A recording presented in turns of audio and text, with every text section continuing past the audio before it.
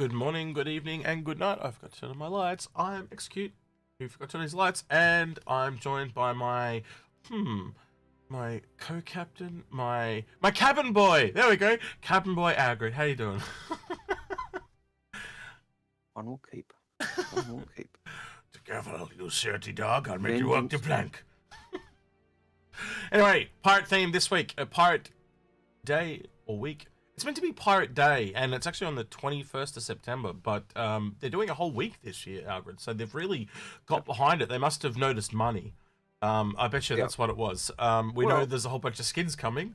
My memories have often done something like this. So they often do the photo shoot. They often do, so they have, for the last couple of years, I think, have been kind of doing pirate things over the week. So... but it has grown. Originally, it was just, hey, the Pirate Day, talk like a pirate. But now it's, I was wondering whether you had a drinking game in mind. Every time when Inside Star Citizen or we could, but I don't have any alcohol. Oh wait, I probably do actually. Yeah, I've got some alcohol over there. Yeah, I've got some Southern Comfort. And I think, it's too early in the morning. I don't drink a lot, man. Like that bottle over there sat there since New Year's. Yep. It's been there that long. I'm the same. I'm the same. That I went all the way to the Philippines and back, and I think I had like maybe one or two alcoholic drinks while I was there. That was it. Like I don't drink much ever.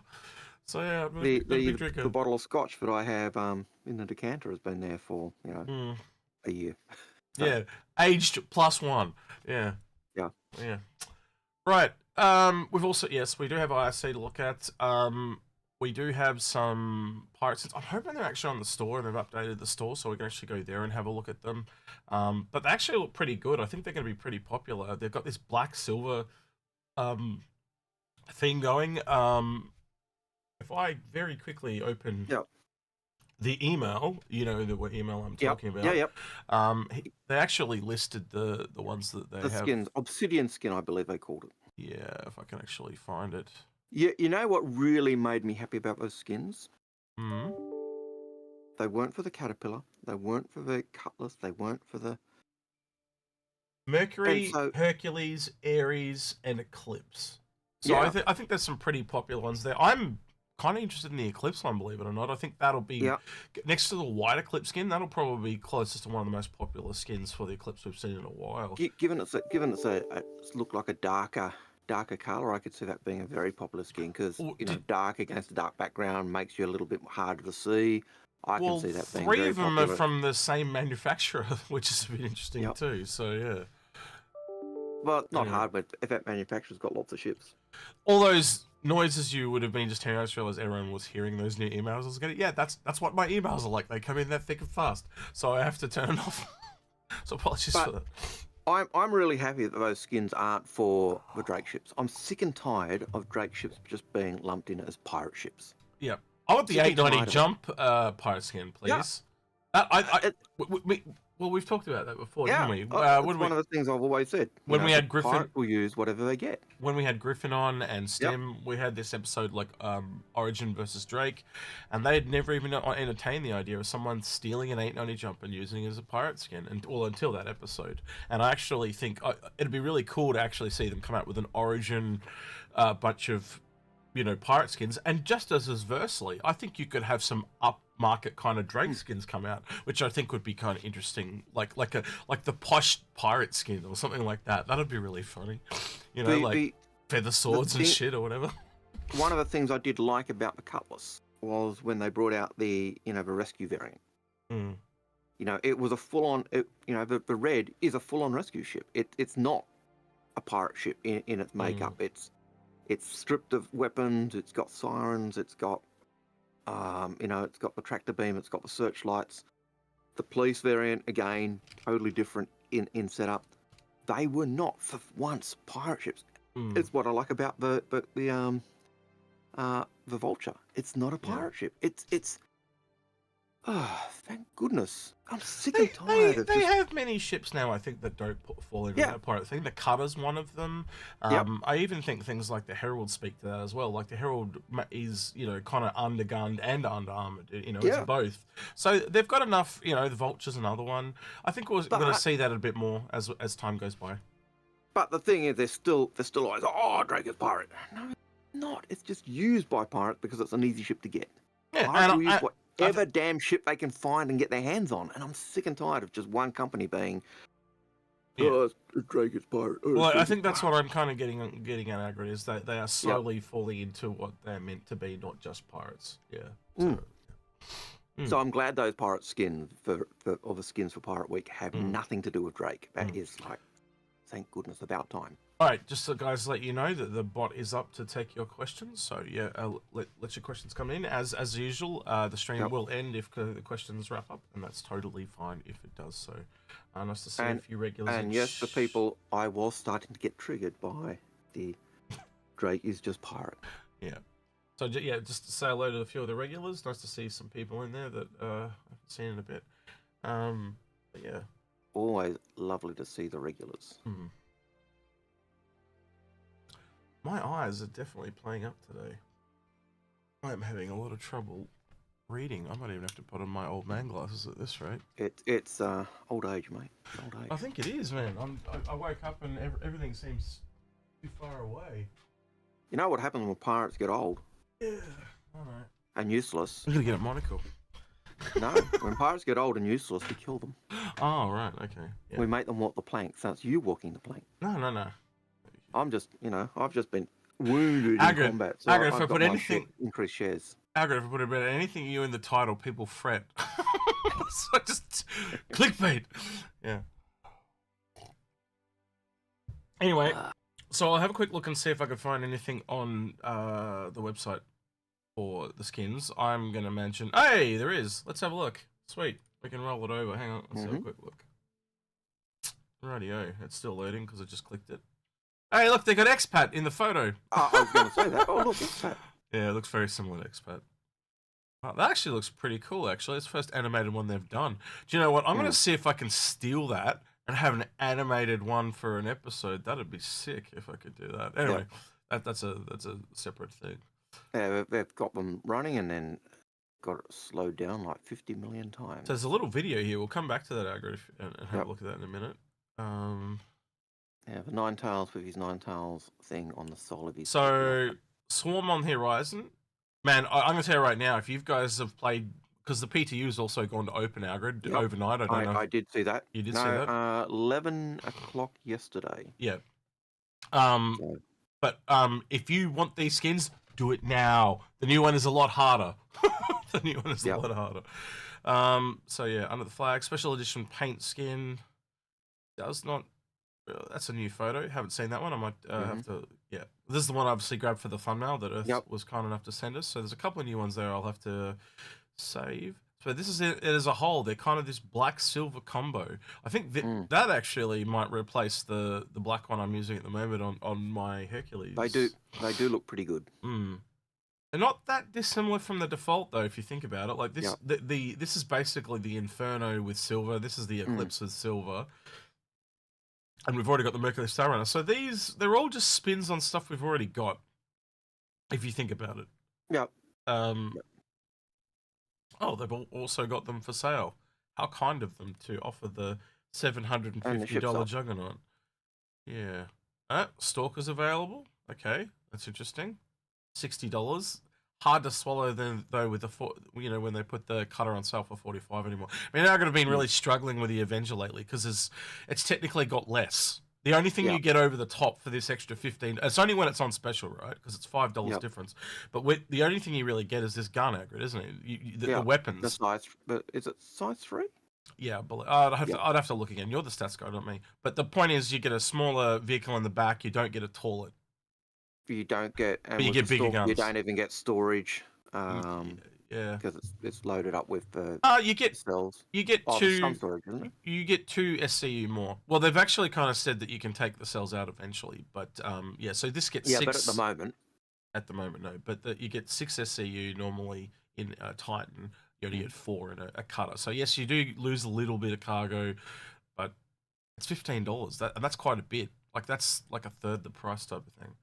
There you go. There's a Titan at the same price. So yeah, I'd still value the Titan over the Stalker, just because the Stalker's got the cells in the back, which is great. But there's not really any Man, gameplay, and you're really? losing your cargo. Algared, it's another $15 to get to the Warlock. Are you Yep. insane? Oh, What the Warlock fuck? has always Yeah, been that's terrible. overpriced and sick. Uh, like I just haven't kept up with that price. and It's not and the something I've recommended in a long time. That kind of no, surprises me.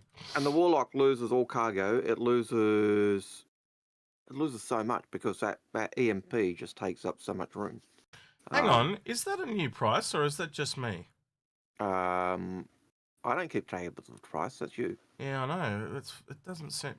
No, wait. If I'm the That's got to SaaS be. guy, you're the wallet guy. Yeah, I know. Hang on. That's got to be. That's got to be a CCU. I'm pretty sure that doesn't seem right to my head. Yes, it is a CCU. So yeah, okay. So we've got some Warbond CCUs to look at. Interesting.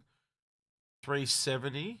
So $30 off. At 370, I'm trying to think what's in that range. You got a Valkyrie at 370.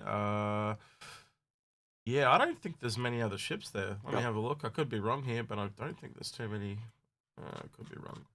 Let's see. It's been a while. Ever since I got back from the Philippines, I feel like I've forgotten everything. Yeah, there you go. See? 350. So yeah, you're going to be paying $20, but saving 30. Not too shabby. I'd be going through That's not too bad. Yeah, I'd go through That's the not too bad. Endeavour, but that's just my chains. Actually, Hull C wouldn't be bad to go through actually either, especially if you got the ones earlier this year that I got. Especially with the Hull C. Well, Hull C is possibly going to go up in 320 when it comes out. So yeah, well then you'd be losing value. So no, don't go through. yeah, It doesn't really matter, I guess. But yeah. well, yeah. Well, because then if it goes up, you can actually do another link if you think about it. Yep. But yeah, I don't know.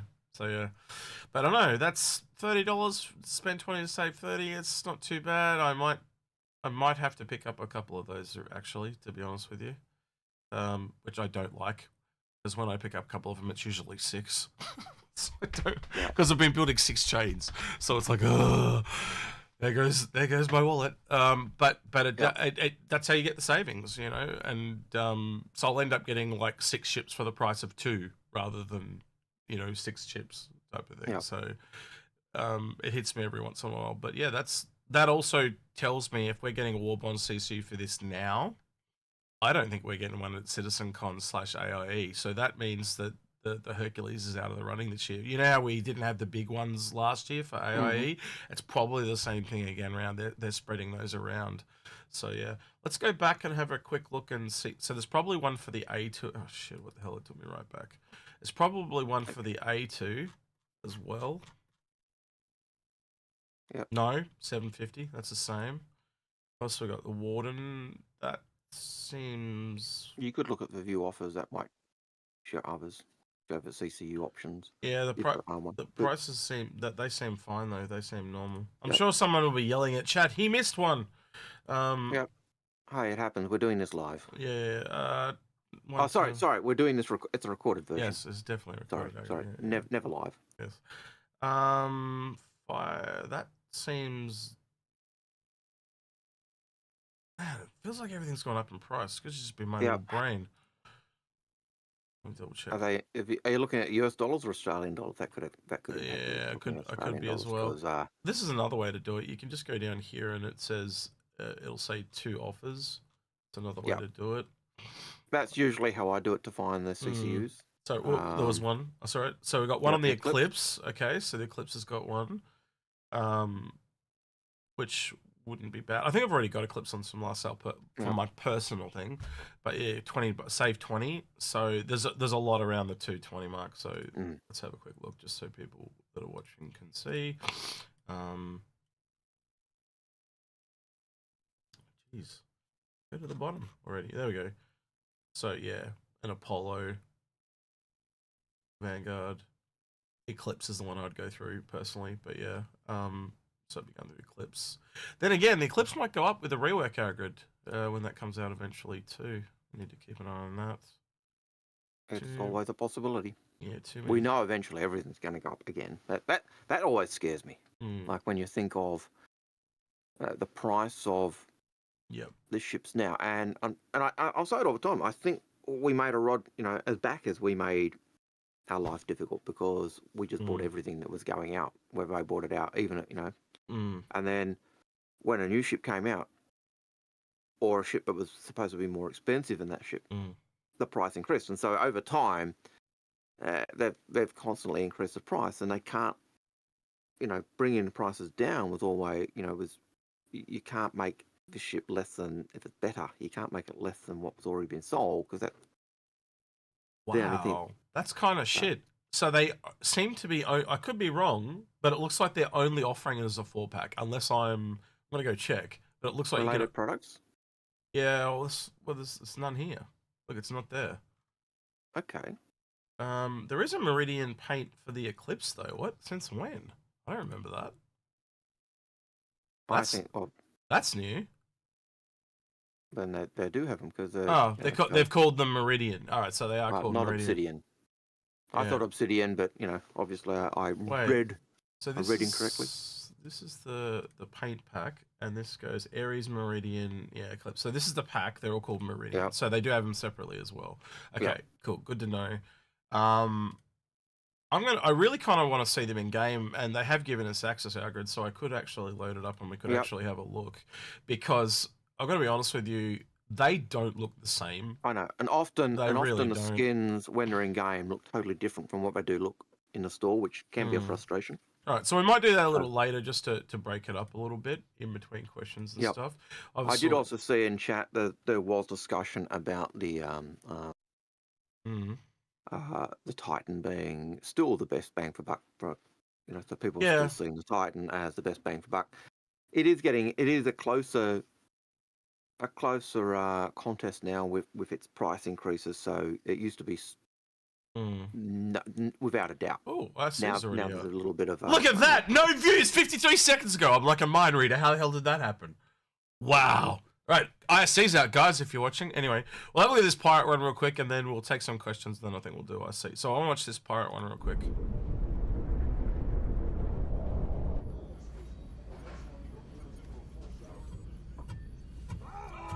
Met a man on a rusty tug, 24 scars across his mug. Said to me, let me tell you something. It's for reaching everyone. Hey ho, it's time to go, and we'll be home, the devil knows. Hey ho, it's time to go away, away, away. That one there above your eye. I crashed a snub and nearly died. That nasty one that splits your lip. Barkeep, I forgot to take it. Hey ho, it's time to go, and we'll be home, the devil knows. Hey ho, it's time to go away, away, away. That one there beneath your mouth. Got it in a trigger, game gone south. Average. That cleaved your ear. A lover that I once held dear. Hey ho, it's time to go, and we'll be home, the devil knows. Hey ho, it's time to go away, away, away.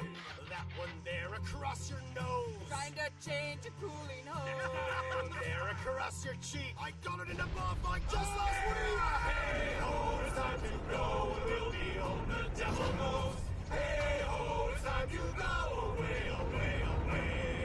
Hey ho, it's time to go, and we'll be home, the devil knows. Hey ho, it's time to go away, away, away.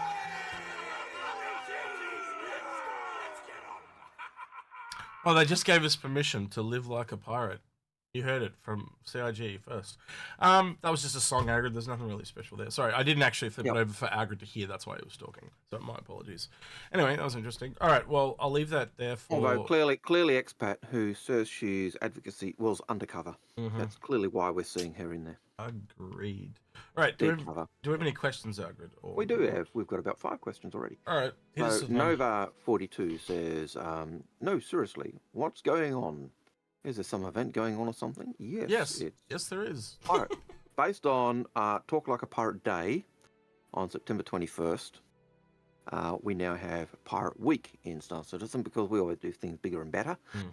So, yeah, so that's it. And I just updated to drink instead of talk. Yep. Anyway. Yep. If they're allowed to update it from a day to a week, I'm allowed to change it from talk to drink. I think that's only fair. Their videos seem to indicate that it was drink like a pirate. Yeah. So... Well, live like a pirate is what they said, so yeah, you're right. They did say live like a pirate, so drink like a pirate. Terry Cole... many things like a pirate. Anyway, my brain goes places very quickly. Anyway. Terry Cull has a question. They say, you guys think the C1 will be held in the same light as a common pirate ship, much like how the Black is seen today? It's like Algared said, any ship will be a pirate ship. Any ship a pirate can get hold of can be a pirate ship. You think of all the things you can do in it, that's, to throw people off. Like, I could see them using like an Apollo as a boarding craft. Oh, we got attacked by pirates. We've got injured here. Come help. And then they dock, and then just like all these troops just storm in. Like, I could so see that as a thing eventually. I know you can too, Algared, because we've talked about this at length, haven't we? My concern would be the overstacking of crew in those ships, and and so that it'd only be for a short period of time. That unrealistic setup, but I could see that. No, eventually, you will have diminishing returns. So what it'll be is like if that's only meant to have a crew of say 5 people, and you put 15 in there, the oxygen you'll have to boost the oxygen, and that'll make the things wear. So yes, you'll only be able to do it for a short period of time, but people will do it. 100% agree. So there's some of my concerns, but yeah, pirates will use any ship they can get. Yep. Blackbeard's Queen Anne's Revenge was an ex-British naval ship.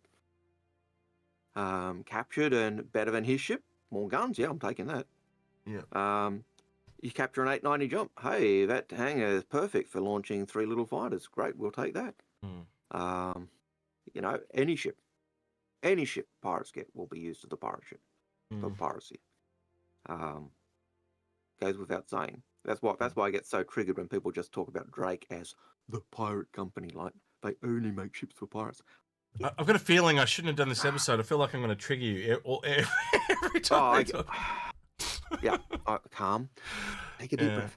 That's fine. No, people will get their Algared. It is pitched as the pirate manufacturer, but it is.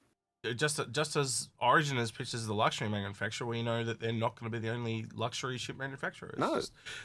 RSI have tried to break into that with the Phoenix. And we'll get that across the board. Like, Drake is also meant to be a bit salvaged, but we're seeing Aegis do that. And I'm sure I'd be really surprised if there's not another manufacturer in there eventually as well. And I think that'll be just across the way. And eventually, given time, we'll see other, when ships start to really tread on each other, like one that directly competes with, say, the Prospector. And they've said they want to do that eventually, but after they've filled out the grid, so to speak. So, give it time. All right. So Michael Bruce has another question. He says, have you guys played the Aries update in 320, and do you think they are worth the pledge when the new patch drops? So I haven't played the Ion, but I have watched someone do the Ion, and I have looked at the I was with Daily Noob, and he was trying out my I have a loaner from CIG for the one that we were using for Not a Tuner, the Aries Inferno, and it is much improved. So again, I'm always one of these people that look at more like the release of the game than the now, but now it's very good. Is it a good ship for its value? Absolutely not. And Algared will tell you the same. There are much better ships for that price, but if you want to play it, go nuts. But that's like any ship. As long as you've got an exit strategy, you're fine, because they're just not going to keep I think the thing that we showed when we did our personal top 10 Algared is that we don't even follow our own rules sometimes, because we've got to separate it. These are the rules to follow if you want good value ships. If you're insane like us, get these ships. That's why we don't have complaints, because we've been teaching core to get good value. Even when we were starting that show, and I said, 10 best ships, and I had the 890, and you go, that's not bad. I said, but it's a ship I like. It's not good right now in game. It's freaking terrible. It's horrible value. In terms, if you got it for the original price, it was great value, because it kind of ballooned in size, it doubled in size, it doubled in capability. I think the increase in capability, but at value at $900 and $50 or $980, it's horrible value. Actually, it's not terrible compared to some other ships, because it's still worth like 52 million in game, so its price does reflect that. But again, my whole Origin not But doing. if you want, you're better off for a lot of ships, and certainly for the Aries. If you like them, I reckon you're better off CCUing to it. Save as much as you can, Yeah. I'd be doing that. That's not a bad recommendation. And but, I also think what do you got? The what do you call it? So Warborn CCUing. But also I wouldn't keep it for release. Like I just can't get behind it, especially when you've got the Mercury, the same thing from a manufacturer, and it's $10 more, and that's like 4 times as much ship, right? And I know it might not be like, it's like going a combat ship to a generalist or whatever you want to call it, but like you're just going to get so much more out of a generalist than you're going to get out of like that fighter, and it is a super niche ship, and yeah, eventually, but get it in game. It's so overpriced. Yep. Get them in game, or do we have any? Are they available in game yet, Algared? I haven't actually gone and looked to see if they are available in game. I haven't checked because I've got them, so I don't care. Yeah, let's know in chat, guys. Are they available in game yet? Because it'll be really interesting to look and see if their in-game price reflects their 8 game price. Because that's something me and Algared have speculated on for years, and until they put them in game, we can't tell how overvalued they are. But me and Algared can give you a whole list of examples, as we have done in the past, of ships that have done that, like that time with Paul Hay. But yeah. Anyway, if the Aries comes in game, I'm pretty sure it'll reflect that again to Algared, won't it? North End Trooper asks a question: have we flown the Hull C in PTU yet? Hate to be a stick in the mud, but missing light assets and collision issues seems like they skimmed through on the polishing. That took months. I've flown it a little bit. I could only get in to Arena Commander at the time, so I haven't done the cargo loading and all the rest of it. It does have issues at different stations and stuff like that. And it does have some issues. I'll give you that. But you got to remember, it is a whole new system, and every time a whole new system comes online, one step forward, 2 steps back. So and sometimes you put a new system in, and something that was working individually breaks something else, and then so. But I found it was surprisingly agile. Yeah, it in Arena Commander. When the system does work, it works pretty well. My biggest concern at the moment, and I'm sure it's going to change eventually, is the whole landing, purchasing, going out, docking.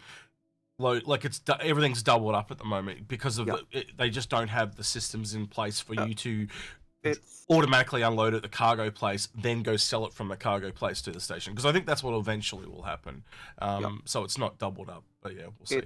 It's tier 0 effectively for the Hull C. Absolutely. So expect teething problems, expect annoyances, but over time they'll be sorted out. You'll either have a direct link to the terminals, or you'll, I could even see them giving it a small little snub ship at the MPUV would be a lovely ship to add to that, since in lore, most Hull C captains have an MPUV to help them with loading and unloading.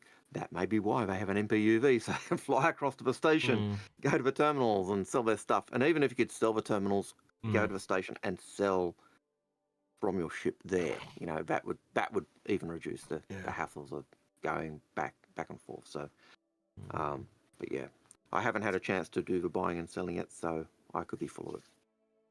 It's just a little clunky because it's like this whole land, run all the way in, sell, run all the way back, get back in the ship, expand the ship out, go into the zone, fill it full of shit, and you got to wait for like 4.5 minutes. So it's basically double the waiting time, because you've got all that running around takes another 4 minutes, you know. So it is a bit clunky at the moment. And one thing that a lot of people are saying, you'll see this in chat when you're on the P2, is like, man, the economy has to completely drastically change for this to work, because the sheer amount of cargo is just crazy. And then then all of a sudden you get these people having these penny drop moments, as we've been saying for years, where they go, hang on, the whole D and the E is a thing. And they're like, holy shit, like this, the economy of this game is just about to explode. Balloon. And you can all of a sudden see all the work CIG has to do. So they've got to get all the cargo boxes in. They've got to do the whole quanta thing. Like you can rapidly see, just in cargo alone, how rapidly it's going to exponentially roll out over the next while. So All right, one and more see. question, and then One more question. Yep. and we'll go to IC. Yep. Kazam says, do you think beta will be announced at CitizenCon? No.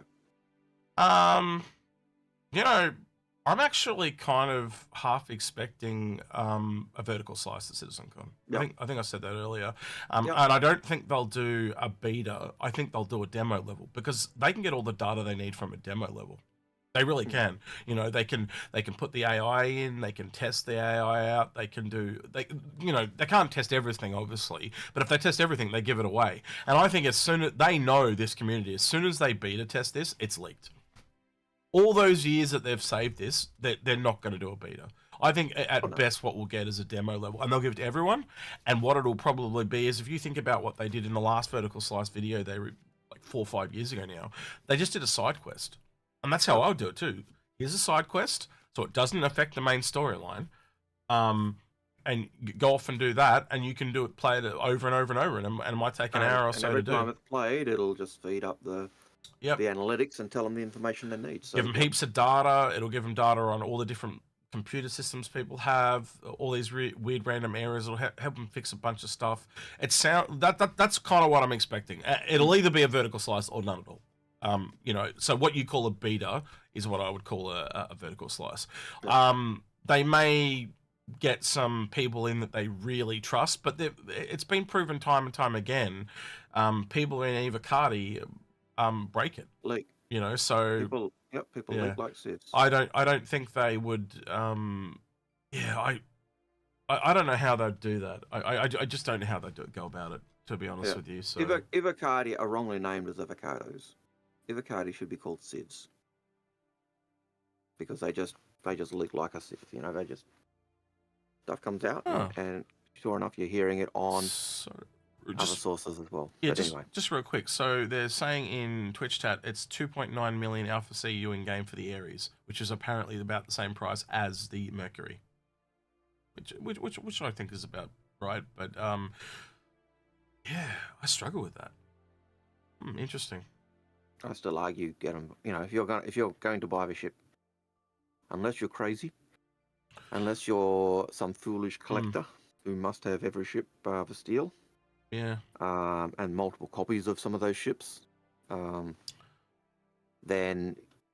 Warbond CCU. Yeah, a ship save as much money as you can. A ship with internals versus a ship with no internals. So there's just so much more work involved in a ship with internals other than just in a seat. And it gives so much more gameplay. Wait! I was wrong. Sorry, he said it's 4.9 million for the MSR. So that's like another 2 million on top, and it's only a $10 difference. It's another outlier, Algared. That's a lot.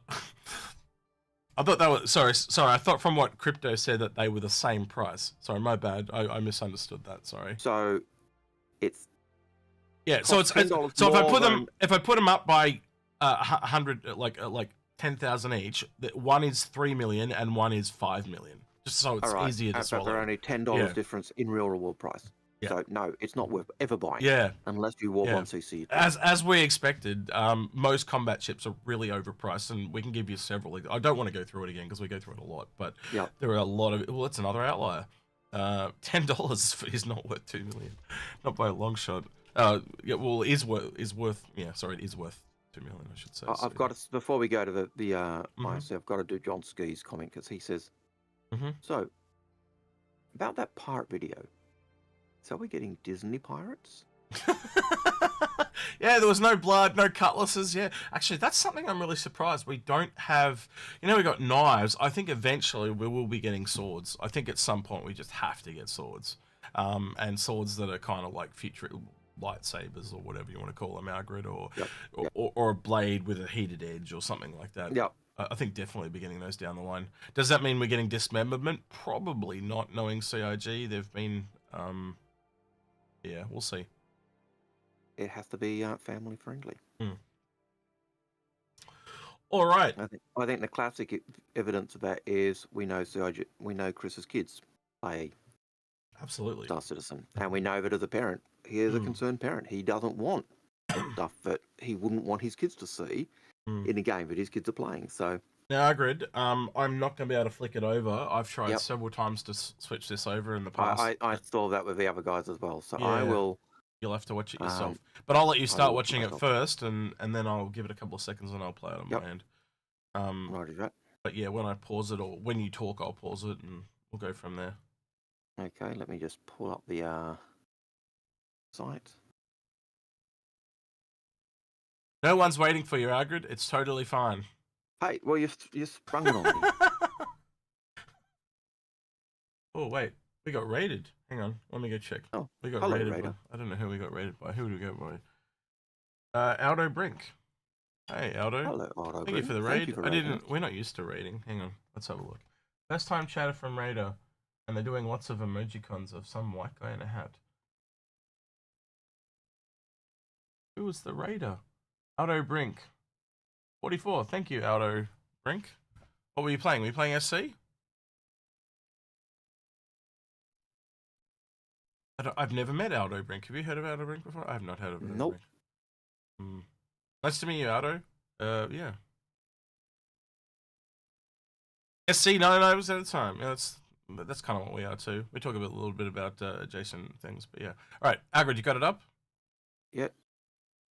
Avast, it's Pirate Week. That's it, isn't it? So chuck Aldo a follow, guys. Apparently in Twitch you can auto follow people now. That's interesting. I didn't know that. That's a new thing. All right, here we go. So Inside Star Citizen Design Brief, Cargo Careers Part 1. Here we go. In looking at the way that our teams are structured, Pappy. especially after the Montreal merger with Turbulence, we decided to combine USPU as well as Montreal PU into NAPU. NAPU stands for North American Persistent Universe. NAPU is the regroupment of 3 different cities. In order to kind of create a super team that gives them a lot of coding firepower as well as design firepower. NAPU is really a collection of people from Austin, from LA, from Montreal. We're all just getting together to try to make some amazing new features for Star Citizen PU. So that includes physicalized cargo, in-game shops, and newer features that we're looking into, such. Did you hear that, Agrid?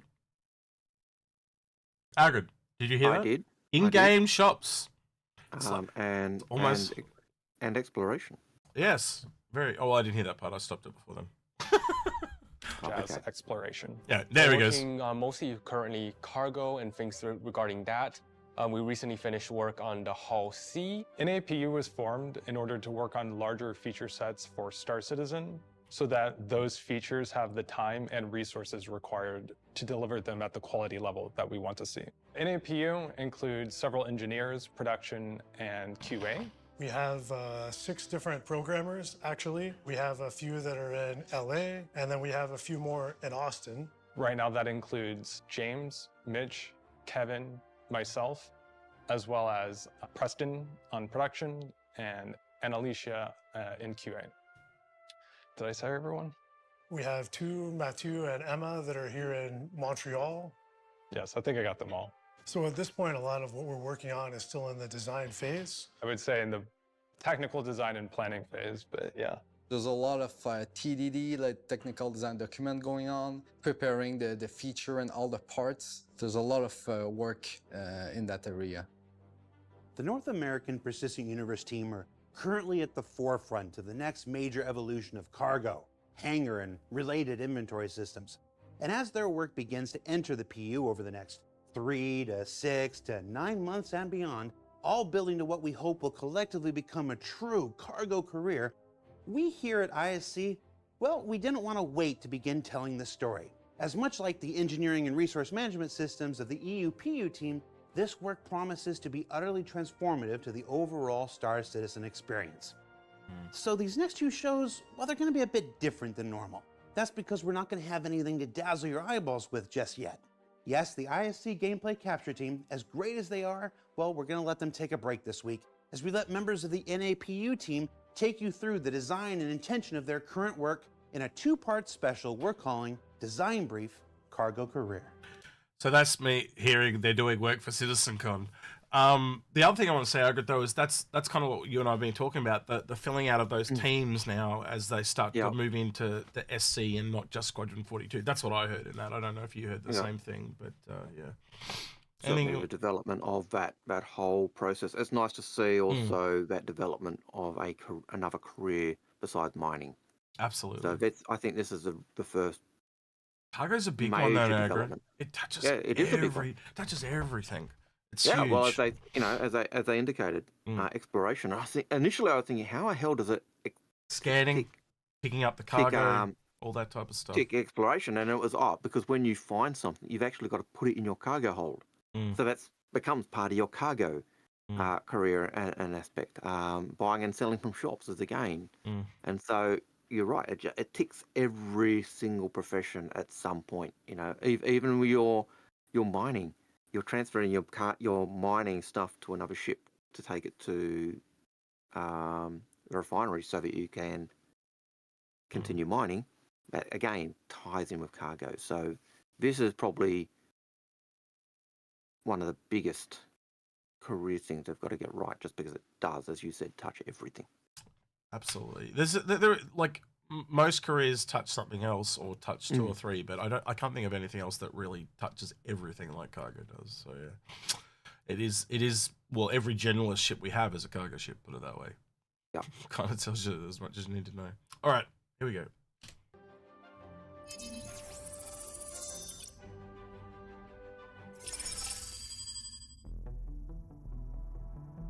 The focus of NAPU in the foreseeable future is going to include features such as freight elevators and instance hangars, as well as persistent hangars. Freight elevators are one of the biggest changes to cargo that we've seen in the entire history of the game. They bring the feature from being something that's somewhat magical to something that's physical. Algared, that's what you and I have been talking about for years, like when you walk around the cargo decks, and this is literally what we were saying to people. So yeah, anyway. It adds friction, but also a gameplay experience around hauling cargo in our game. This one addition, I think, is going to change not just cargo, but also the way that we interact with everything else in the game: inventory, player items, purchases, ship items. It's a fundamental change to how players are going to deal with the world. Freight elevators are going to be implemented as an access point inside of player hangars, where the player can interface with cargo to get it ready to put it on their ship. And you'll use a kiosk to interact with the freight platform in order to call things up from your inventory or to put things into your inventory. The way that the freight elevators are going to be implemented is actually using the same technology as we use for the cargo grids in the ships. Players will be using their tractor beams in order to detach things from the platform and then haul it onto their ship, and vice versa. They'll be using the tractor beams in order to detach things from the cargo grids and put them onto the freight platform. I think that this is going to make the whole experience feel a lot more tactile and organic, as well as there's a lot of fun and interesting gameplay around just how you stack things, how you sequence them, take a group of people, decide how you're actually going to load things together. It's like that time that you go and move with a U-Haul and your friends. You got to figure out where to put the couch, but in-game, it's going to. I'm thinking of Eco, Algared. I just keep coming back to Eco again and again and again. So there's a game called Eco that has these kind of, I can't remember what they call them in the game, but essentially it's like cargo grids. But in Eco, you can put them wherever you want and you can transfer around between the two. This is essentially only having two of them, your ship and the cargo elevator. The difference between this and Eco is in Eco, it's just an instant transfer. In this game, you have to transfer it manually yourself and the AI will help you or whatever other things are in your hangar. So yeah. In Echo, it was storage grids, wasn't it? That's it. Storages, but they were in grids, and you could make the storage areas as much as you would. I can't remember what in other places, warehouses, storage areas. They can't. No, they had a name, but basically all they were was like that have storage grid. Yeah, they were essentially storage grids, but they had a graphic of like a 3D representation of was just like string with picks. Yeah. So it was just an area where stuff was stored. And then depending on how full it was, you could actually see that as an indication by how much stock was on there. So it was physicalized. That's what I'm trying to get at. And if you put something in there in a weird way, it would store in a weird way. You know, so It's the closest that we have to what he's talking about in game. Like if you put some weird object in and you put it in a weird way, you're obviously going to fit in less cargo. It's just that simple, and that's exactly what he's talking about here. So, of the games that we've looked at, that is the closest to what. And in some ways, it surpasses Star Citizen. In other ways, it doesn't, because obviously you can just drag and drop from one to the other. When we drag and drop, it actually has to be slowly transferred over. So yeah. Yeah. The other thing I was hearing as he was talking about that was I got vibes of almost housing, housing in other games where you get your house and then you're decorating your house and putting stuff where you want in your house, and like that as the example he says, where you've got your lounge and you're putting your lounge down. And I know he's just talking cargo grids, but it just had that. Yeah, you can see it. Yeah, decorations will be a part of it. Taking out habs to be constructed. I was even thinking shops inventory Algared. Yep. The same thing. And even if you look at, and we know that you remember that they talked about the SCU in the shops for the Kraken. And so they have 195 SCU of cargo. So depending on how you stack your cargo in there, will also impact. Well, it's even like real life Algared. Like, so you go into an Origin shop and it's going to be really sparse and very artistically laid out and look really neat and high end. And then, I'm thinking of the Indian grocer that's like 3 doors down from where I live, and they've got stuff packed up the front window, and it's all been sunburnt and faded because it's been there for so long, and it just looks really bad, and you're going to get different shops for different people, and you'll go into a taxidermist and it'll have all dead animals up everywhere, from a hunting shop. You can see it all down the course. For some reason, I have an image of an Apple store being an Origin shop. Just because absolutely. Well, the Moby Glass shop even is a little bit like that in game. It's kind of spread out a little bit, got a bit extra space. Microtech. That's Microtech. Well, Microtech is more Apple than anything else in game, in my personal opinion. So yeah. All right, here we go. Be figuring out where do we take that big box, where do we put the ship items, where do we put the guns, and try to sequence it in a way that's both optimal as well as, I think, fun. We don't just want to have the feature exist in a void. Really what we want to try and do is work with the whole scope of the game to support cargo. So this is something for outposts, for UGF, where we want to look at how do we really take advantage of cargo in these spaces. However, it does mean that the outpost will also support the same manual loading process. We called it again, Algared. Yep. Because you can see them. They're there at the outposts already. They have all those you've things got the there. grids with all the crates and stuff on them. So 100%. Yeah. The hangars and those other locations used. So not only are you participating in cargo, in a hangar, in a station, but out in the verse as well, at an outpost. And while freight elevators will be available throughout locations in the persistent universe, much of the work involved in manually loading and unloading your vehicles will always involve your hangars, which presented the team with some unique challenges to address and overcome, starting with the next iteration of instanced hangars. Instanced hangars solve a particular problem. How do we have people spending an extended period of time in their hangar loading cargo now that we've added these freight platforms, but also allow the locations to have traffic coming in and out of the landing zones? What we're doing here is decoupling the access to a hangar from the occupancy. And all that really means is that we can dynamically create these hangars at runtime, and they're kind of set aside for players to spend time inside of. Without getting too much into it, right, you're gonna have a personal space. We're just looking at ways that a lot more players can do this simultaneously. We don't want to have a big choke point of everybody trying to load their ships and unload, and all trying to do that in the same space. So we have instance hangars as a way to put you in an area where you can feel comfortable, you can take the time that you want to load or unload your cargo, and really engage in that system the way that you choose. And so you can actually have your personal space to deal with cargo inside a hangar, and depending on your ship, there'll be different situations and different locations for that. But the thing with this one is that when you leave, things gonna basically go away. Once you want to leave, you'll just make a request to ATC, and the hangar will move into place. We'll open up the doors, and you'll be able to leave. And then this. Did you hear that? The hangar will move into place. So that means that they're going to have a separate set of... I was thinking to myself, like, how are they going to have these ships come out? Because if they leave at the same time, you'll get ships that are, like, spawning into each other and shit like that. But so it's essentially a set of doors, and they move the rooms around. That's...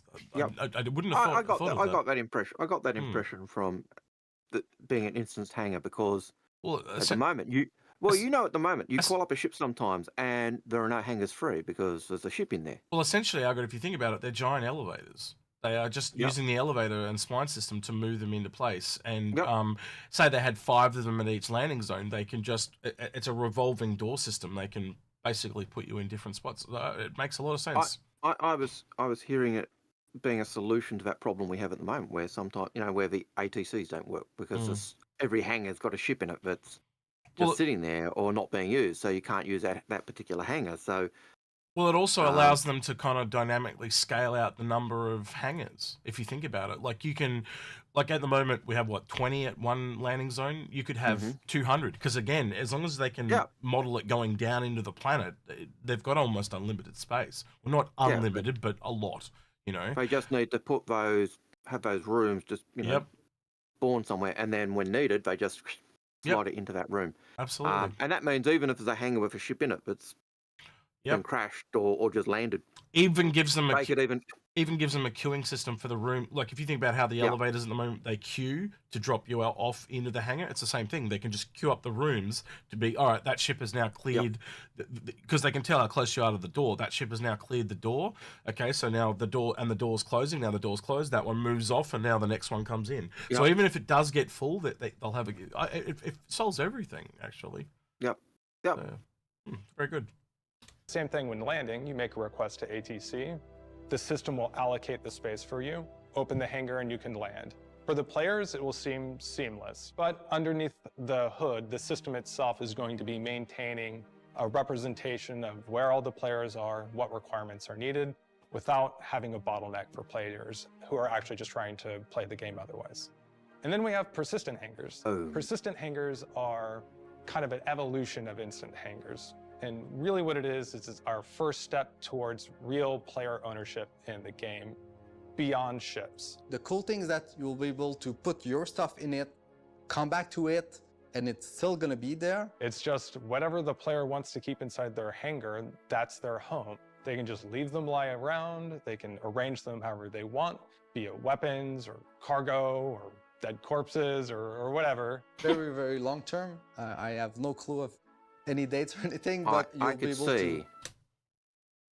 I could see with the ability to even store corpses, there will be some people who will keep trophies of who they've killed. Absolutely. By keeping their corpse. Or even keep them in like a, in the pod or something, like just a whole wall of pods of their enemies. That would be a really good way. People's dead bodies in stasis pods. Yep. Yes, like I could absolutely Han Solo in Carbonite type of thing. Yep. 100% could see that. So yes. Customize it and upgrade it so it becomes bigger. You can have bigger ships in them, and maybe at some point even having them like at distant location. You could buy a second one. For now, it's going to really be on your own location. It's persistent to you and your character. And you can invite friends to your hangar. You can load up your ship. You can take the haul from your mission, out of your ship and distribute it to your buddies. So persistence of hangars is really important. This is going to be developed more in the future, and we're going to use the same technology that we're using to build this for other things in the game, such as player hubs. And it's a real, I think, exciting way for the players to feel like they have a more permanent place in the game that they can call their own. I can't help but notice the ISC gameplay capture team snuck some conceptual visualization in there after all. What can I say? They love what they do. And of course, I'd be remiss if I didn't say that everything you're hearing about today is the current intention of the design team at the time that we film this. Now, as with all things you see and hear about on any ISC, it's always a work in progress, and may, and often will, continue to evolve as development progresses and concepts are tested.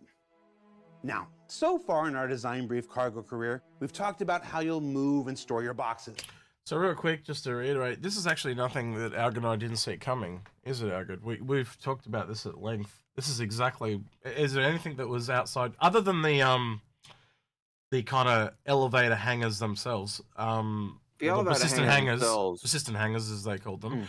There's nothing new here for me, to be honest. Well, persistent hangars isn't new because that persistent hangar one is what was always said would be there. You know, that was absolutely your home. That's where you put your stuff. You set out your decorations. You could invite your friends in. You know, we've been hearing that since 2014, easily. And I was certainly hearing it in 2014. I can't remember how long ago it was, Algared, but I remember we were doing it on live streams when we first started, walking around and going, so this is where your cargo is going to come in. This is like, you know, so that's not new to you or me at all. And it won't be just cargo. Like, you'll have repair systems, and you can see, you can walk around your hangar right now, and you can see how all the different systems are going to come in to help you in your hangar. We've said that before, so I could see the instanced hangars idea is more new. Absolutely. But when you start thinking about it, it's logical. It's not. Yes, it's not perfect, and it's not realistic to have 500 people leaving us, effectively being able to leave a station at such and such a time or whatever. But that's where game versus realism. Well, Algared, something I don't know if you've thought of, if you actually extrapolate it out, right? So wherever there are hangars is a more populated area. So you look at outposts right now, how they've all got pads. They may be getting hangars. Because do the math. If they may need an instance hangar there if it's a very popular outpost. You will recall they talked about early on, there was an episode where I talking about outposts and the outpost having the underground hangar. Oh, they had them in bunkers too, didn't they? Yeah, you're right. So so you'll start to see that that's probably what's going to happen. There's going to be this more and more moving away from pads, because obviously hangars are just better for population growth, essentially. And it just enables you to do so much. It means you can have people, 2 or 3 people at that outpost. Certainly, if you've got to load cargo. And already right now, Algared, how many times do you go to an outpost and all the pads are taken? Yep. It happens already. With wrecked ships, Yeah. And shit's just everywhere because they're blown up or been destroyed and nobody's come and clean them up. So, well, you can't clean it up if they're in that area where you can't use your weapons. So absolutely. So yeah, but I don't know. You can start to see all the systems getting connected anyway. So all right, here we go. So let's find out more about what happens inside those boxes going forward. On the outpost, static. Is this grabby hands? Are they going to talk about grabby hands again, Algared? Let's see. I'm not sure. Let me have a look. Yeah. 320, we introduced a new packing system that allows us to use a larger set of box sizes. Right now, that includes 1 SEU, 2, 4, 8, 16, 24, and 32. However, with this new version of cargo coming out subsequently, we're going to be adding the ability to have what we call inventory container boxes. Inventory actually plays a big part of cargo as well. When you look at the sheer scope of number of boxes and a number of weapons and armor and FPS entities that we have in our game, we really want to make sure that not only is cargo physicalized. I think he's describing boxception, Algared. I could be wrong, but let's see if he's, because we've speculated on this. Anyway, here we go. But that inventory has a proper location and place as well. If you go to Port Tressler and you hit I, you'll bring up the player inventory screen, and you'll see that, okay, I have my access to Port Tressler inventory no matter where I am standing in the station. That's going to go away. This is very important because what it means is it gives the players a way to transfer in a very clean and effective way all of the loose items that you collect during gameplay.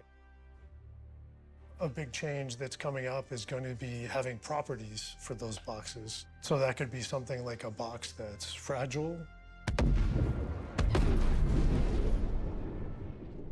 or a box that could be radioactive, or that needs to be kept cold. The other thing we're looking at with cargo and cargo boxes is the ability to store large items in your cargo boxes. This could be anything from a ship weapon to even smaller vehicles like Grey Cats. That way, when you're going with your friends, you're going to do a long haul across the verse. You can have these larger boxes filled to the brim with as many ship weapons as your ship is going to carry. Anything that you think you want to take with you and hold on to, now you can put them in an inventory container box, snap them into the cargo grid, and haul it into your ship. Additionally, you'll be able to take those to the freight platforms in order to put them into your inventories. So it gives a kind of universal way to haul things around in the game, as well as a way for players to be able to pirate player inventories now.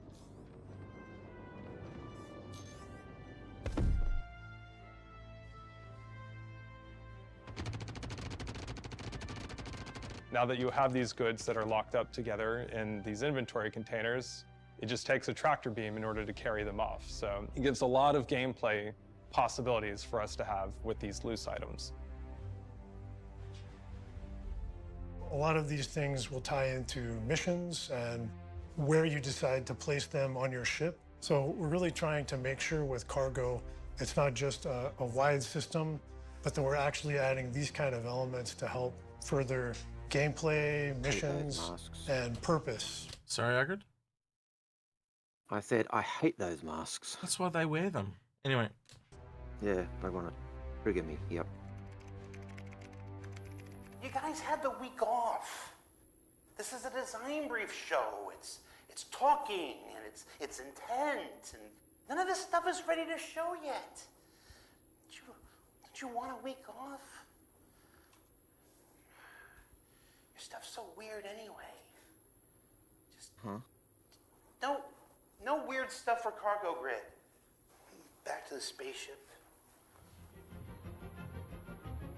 We have some additional changes that we're going to be making to the cargo grids that allow them to have any sized item attached into them. At the moment, we have effectively one kinds of items that attach to the cargo grids. Those are the cargo boxes, and they all have a similar size step on the dimension. And what I just mean by that is they're all what we call 1 SEU length multiples on each side. We're going to have it to where anything can attach to the cargo grid as long as it's a physical item in the game.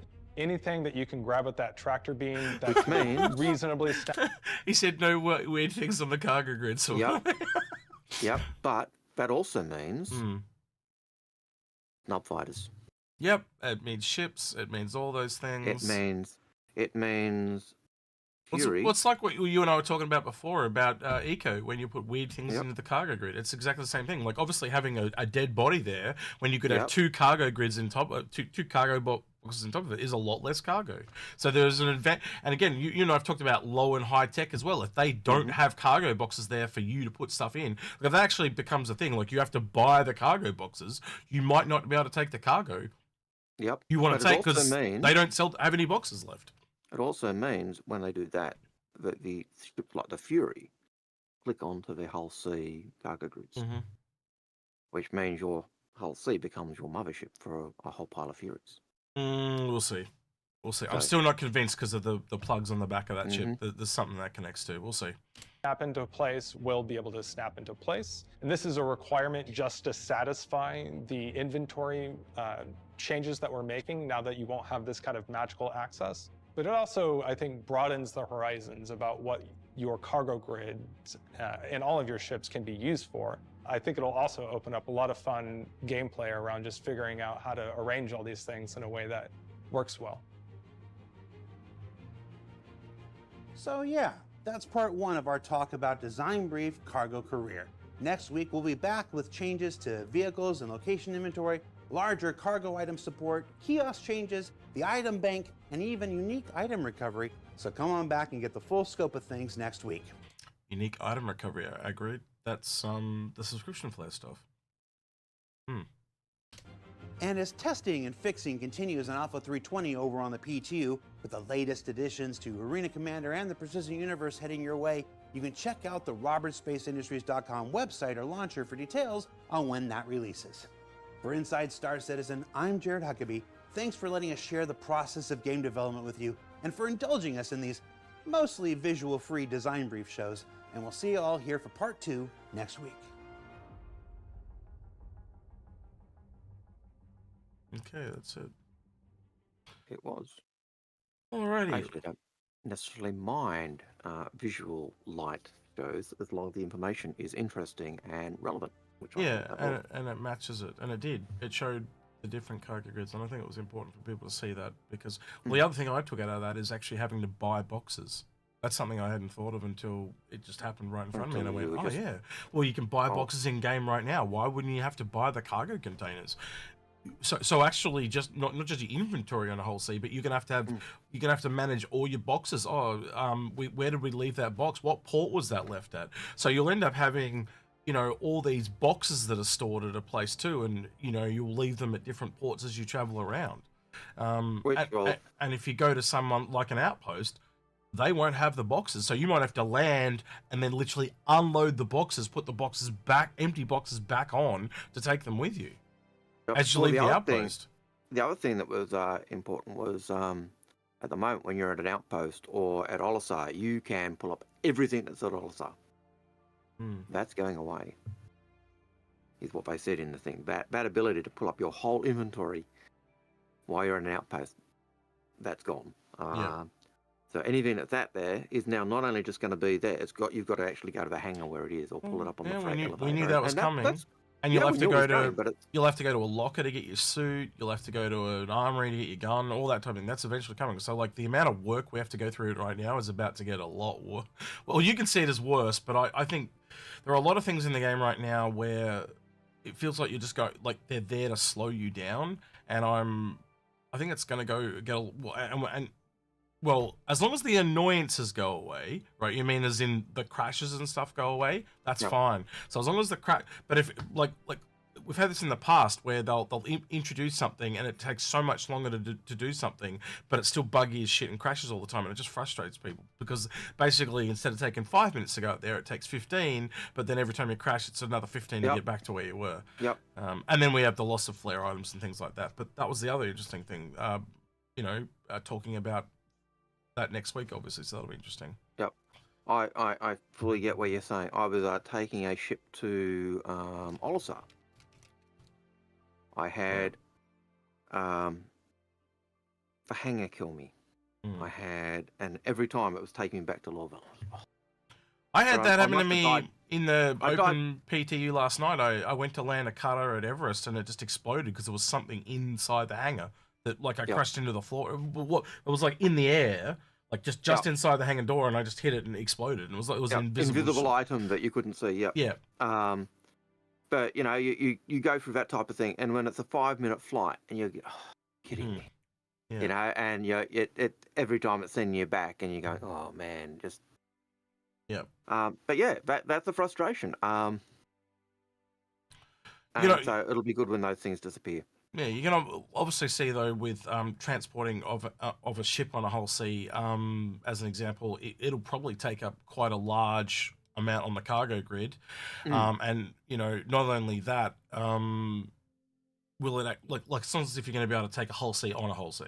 You know, it's got to be able to fit on the cargo grid. That's a part of it. So, I think you're going to really be limited to starters. I don't think you'd be you'd be pushing it to get to a medium. But I reckon you might be able to get a medium on. It's going to depend. Like, can you honestly see a Cutlass fitting on like maybe a D or an E? Maybe. But yeah, it's a big maybe. I could see it being. You'll remember that early picture way back where you kind of had the ships kind of put into cargo frames. Yeah. I could see that being a case where, in that case, you know, you got your ship, the body of a ship more or less in the cargo frame, but it's also been disassembled so that it kind of fits in there. I could see that being a thing, but remember also turrets and tanks and stuff like that they can put on there, so you can weaponize the whole sea now. You can, you know, all those things that we've talked about, like on the the Atlas platform. So things like the turrets that they'll eventually be able to be put on the ground. There's no reason you won't be able to put them on the cargo platform a whole sea. So you can weaponize a whole sea. But then the other part of it is the people that are on those. Or unless they're automated, obviously, but if the people are on those, they'll have oxygen problems. So you'll, you know, there are restrictions to what you can do, obviously, but there is no reason you can't make a fully weaponized whole sea crazy weapon, ballista, Spartan Nova, whatever combat. You can just see it now. You know what I mean? Like I can see that it's no different from attaching, P52s, P72s, absolutely Furies to the spindles of the hull C or D or E, and like we were saying at the start of the episode, a piracy version of it. So they come in and just all these Merlins just fly off it. Well, as you said, Furies, a whole shitload of Furies come off it, and it's just like out of nowhere, you've got 50 Furies to do with. And you know, as we saw in remember that first video of the Furies, you know, where they're coming in, and you take out 4 or 5, and you might take out half of them, but if you got numbers, you just overwhelm the defenses just by numbers, and it only takes you know, a couple to get through and start blowing the guns up, and then you're defenseless. So yeah, I can see that type of thing, definitely. So yeah. So a couple more questions. We might as well do a few more questions while we're at it. Go for it. So I keep going to that Luminalia, but it's Luminaria. Lunamaria. I always get the M and N back to front when I get a server name. They say, yeah, M&Ms, yeah. Do either of you own a Javelin? Yeah. Yes. One of us lost one. Yeah, I lost one. I'll let you guess who that was. Yeah. I lost one. No, I don't own one, but Algared owns enough for me and another friend. Yeah, I own enough for most people, and like I said before, if you're insane and you own every ship bar the steel, and in some cases multiple copies, then you know, you just buy them. But if you're more sane, most ships you will get by Warbond CCUs. So yes, and then for you, Execute, what is the biggest ship that you have? Kraken now would be my biggest. Oh, there you go. I think cost-wise, yes. Well, size-wise, I think the Kraken's probably still the largest. Oh, Endeavour would be the largest. That's what I was about to say. Yeah, Endeavour's probably going to end up being the largest. But yeah, I don't know. So there's some other big ships there that, you know, as well. Like you got the Orion. That's probably the Orion. That's a giant. That's even bigger again than the Kraken, and probably might even be bigger than the Endeavour. So it depends what you call biggest. Is it value or yeah. We'll see. BMM's another big one. Yep, absolutely. I got that as well. But most people that have been here for a really long time have spent a lot of money. Like you got to remember, I've been here since day dot. And most of the people that I run into, I am running into more and more people though that I was like, oh yeah, I backed this 10 years ago. I just came back last week. It's like I was like, oh, geez, you know, like my housemate is one. He's actually written this game off. He reckons it's an entire scam, right? So I live with someone like that, right? And we regularly, maybe once a year, we'll talk about it in the kitchen, and I'll just go, yeah, it's coming along, you know. And then he goes, is it worth playing? And I'll go, no, it's still a glorified tech demo, but Squadron 42, when that hits next year, I think that'll shut him up finally. I won't hear it's a scam anymore. So I'm looking forward to that dropping. I think Squadron 42 is going to shut a lot of people up, and I am. You've been at this, you know, a long time too, Algared, and it'll be. I'm hoping it's a bit of a justification. We can go, yeah, shut your trap, that time. Yep. Oh look, I know that no matter how good Star Citizen is and how good Squadron 42 is, I've spent way too much. I 100% know that. Yeah. But part of my reasoning was because, you know, I was backing the project. Yeah, I was back. I wanted to back the project, but hey, if I can't get shares, I'm going to get as many. I'm going to get the ships that I want. You know, so. But do I regret that? No, because I think it's going to be. You know, I think we're seeing it is one of the best things to happen to online gaming or computer gaming for ages in terms of the development and the way it's pushing killing that continual focus on console gaming.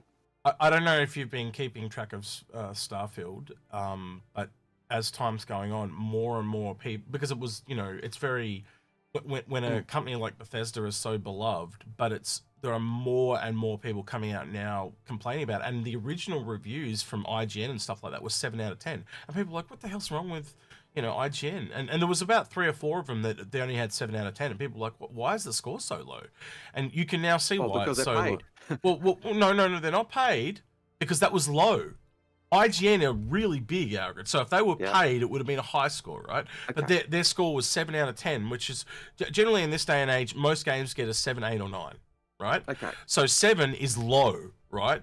And so basically, the problem with Starfield is that it is this procedurally generated.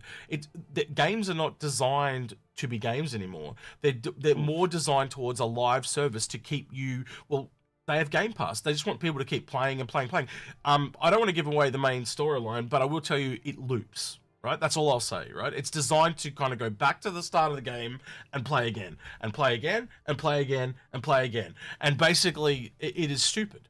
It is basically designed to keep you playing that game forever, right? Which is what they want you to do, because then you'll keep buying Game Pass, right? It's just the whole thing. If you play it on PC, you can tell it's a console port because it has all the hold buttons, and on PC, it's the hold the E key drives me mental, because if you hold the E key for less than half a second, and I'm used to pitching and rolling in Star Citizen, right, with QNE, and I'll very regularly just tap E for half a second too long, and I'll get out of the seat in combat. And it drove me mental. But long story short, Starfield is the worst game Bethesda have made because it is so unlike their other games. Just period. Like, I prefer Fallout, and I would prefer the theme of Starfield, but it just, like, they have these massive procedurally generated areas, but instead of they're putting a vehicle, or someone even said a space horse, right? So they made the reference to the really bad Star Wars space horse, right? Which I found really funny. But there's just nothing, like, they are just so generic, and every time you get to one of these places, like, it'll spawn someone, and the minimum distance away from where it'll spawn is 400 meters, right? So you've got to run, and it's got this encumbrance system and this sprint management system. So it's not just hold the key and run for 10 seconds. It is run, stop, run, stop, run, stop, run, stop, jump, boost, you know, that type of thing. It's very stop-starty across these 400 meters. And then you get there, and I can tell you right now, I've been to landing zones that are on a completely different planet, and they are exactly the same layout as another one, right? So they're not as procedurally generated as, you know how Star Citizen's got, like, that 70-30 split thing?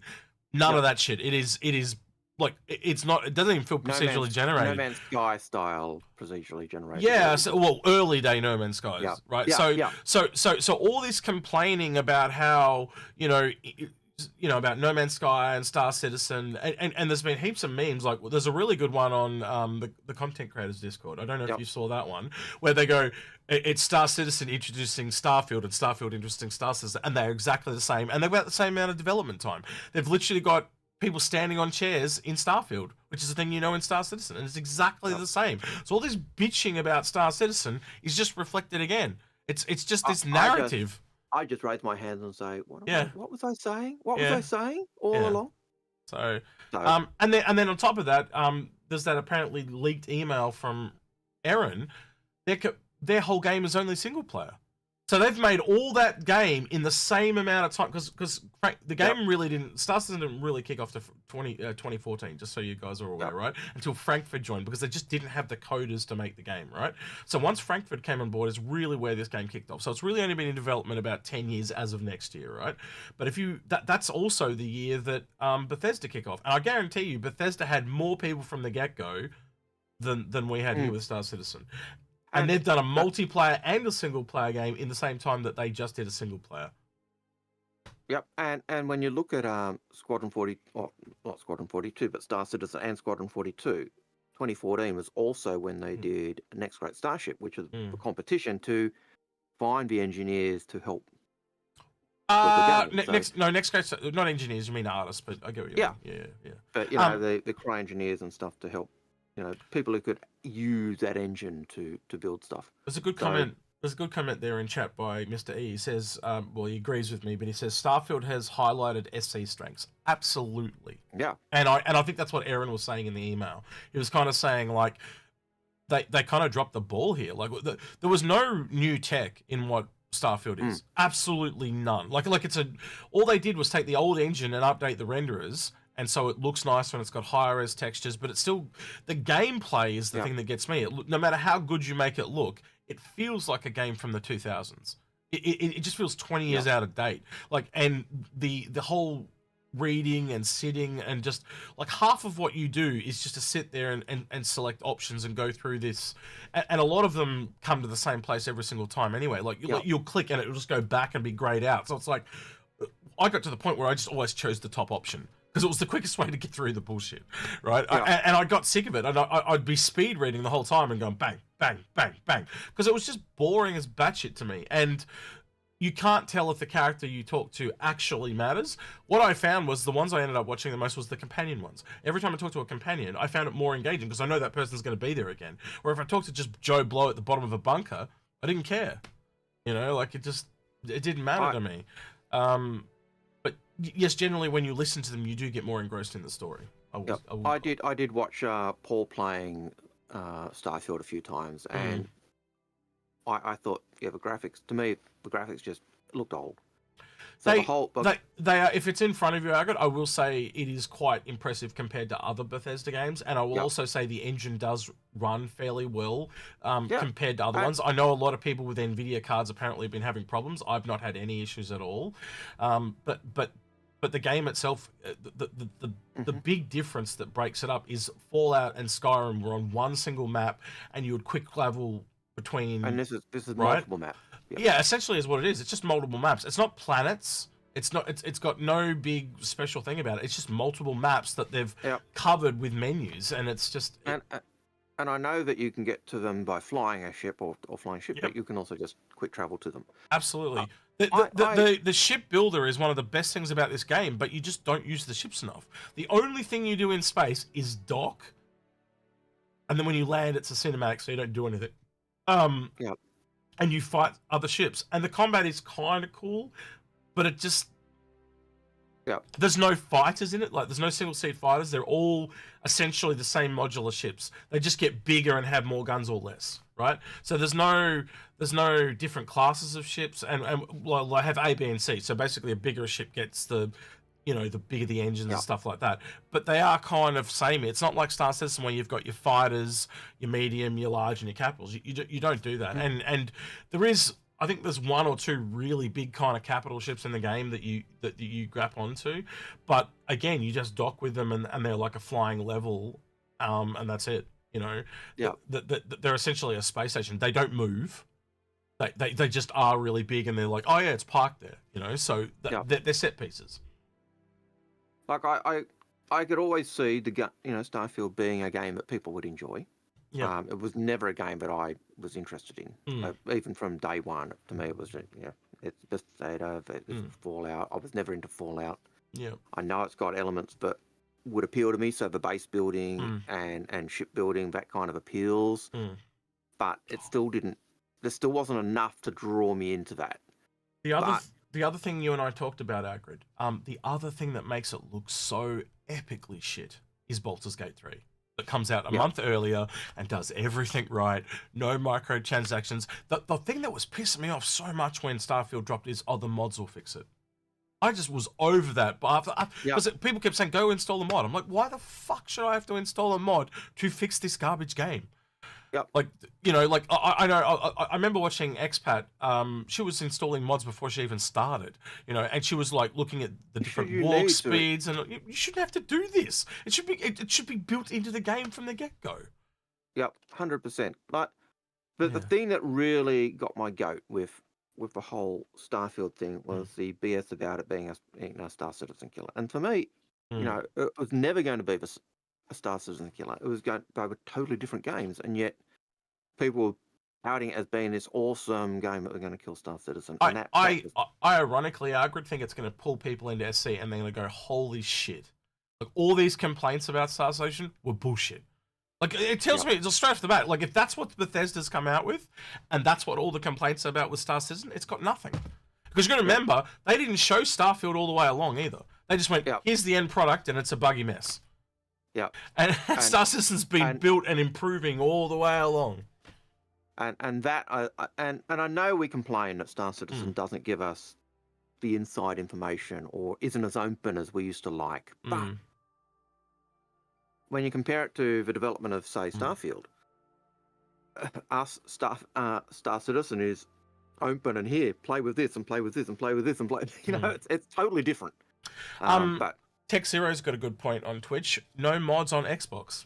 That's true. Are they going to open the modding? Well, I think they did with the old ones. They used to allow the PC mods to be ported over. They had that store eventually that Bethesda brought out, where console gamers could buy PC mods. That's how crooked it is, right? They're relying on the actual community to make mods to fix their game.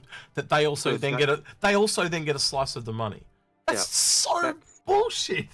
That is the most corrupt thing I've ever seen. And please don't forget Fallout 76, one of the most buggy games known to mankind that they brought out. And this is a company that has literally made billions of these games, and they can't go buy a new engine. Like, why didn't they just buy Unreal 5? It would have cost them $500,000, which is chump change to them. And what it is that they don't want to have to update it all to work on a new engine. That's what it is, because it comes down to money at the end of the day. But imagine how much better of an experience that would be for us as players overall if they took 2 years to convert it all on Unreal Engine 5. They could have bought Amazon's Star Engine. Oh, sorry. All that. And I think that'll eventually happen too. I do think people will eventually make more games based on the Star Engine. Yeah. Anyway, questions. Yep. Sorry, we've vented now. We've vented. But yeah, go check out Baldur's Gate 3. It did hit PlayStation the other day as well. Baldur's Gate 3 is a great game. And there's so many side quests, and it is an enjoyable game. Character development is quite huge. There are so many loops and options you can take. I saw a YouTube where the characters had interacted with some characters, and those are the characters I'd kill. I've got in situations where I had to kill them, and evil Algared, and they were love interests, and I'm going, what the? Who would on their right mind? Yeah. So different strokes for different folks. So many branches you can take, and adds to replayability too, because next time along you go, oh, I can befriend these people now. So, okay, let's see what happens. So multiple options and multiple branches you could take. So very much, I would say, in the vein that you hear Star Citizen wants to go with it. The way the story can go, the branches and options and choices you've got. In contrast to Starfield, most of the companions were all a part of that group called Constellation that you meet right at the start, and it just became very, like, okay, you're not in Constellation, well, I know you're not a companion, whatever, I just didn't give a shit, and it just became, it was a bit weird. So I really like that, and I do hope that Star Citizen does come true to that idea, because those games where you've got those branches and options and choices, they engage you more than just a game that feels more linear, or I can't do anything with him, so what? Anyway, back to questions. So Nova42 had made a comment to Kazam, who made a comment in chat somewhere. It would have been on Twitch. Kazam, my comment was OBE. Your comment before the one about the 315p was about a possible beta announcement. That's my joke question about the Mustang beta. I wish I had context for that, because it would make a lot more sense. But yes, the Mustang beta is a horrible ship now. Mainly because it had no cargo. I always hated the Mustang beta when it came out because it had no cargo.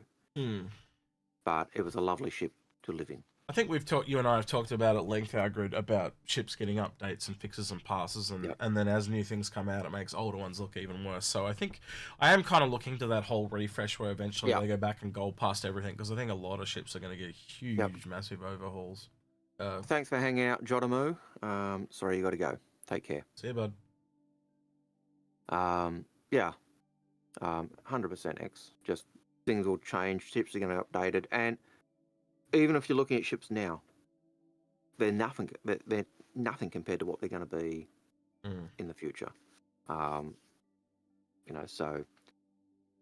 it's a scary thought. as I look at my ships, it's a scary thought to think that ships that I've got and enjoy now could be totally different. I think they'll be once better. everything's worked out. Let's be honest though, and I'm talking generally here, and you can pick it at this, but generally everything improves. I don't think I can say they've. I think maybe the Mustang, where they with the wing thing you and I talk about. Yeah. But there's not many that I can think that have gone backwards. They tend to go forwards, not backwards. Yeah.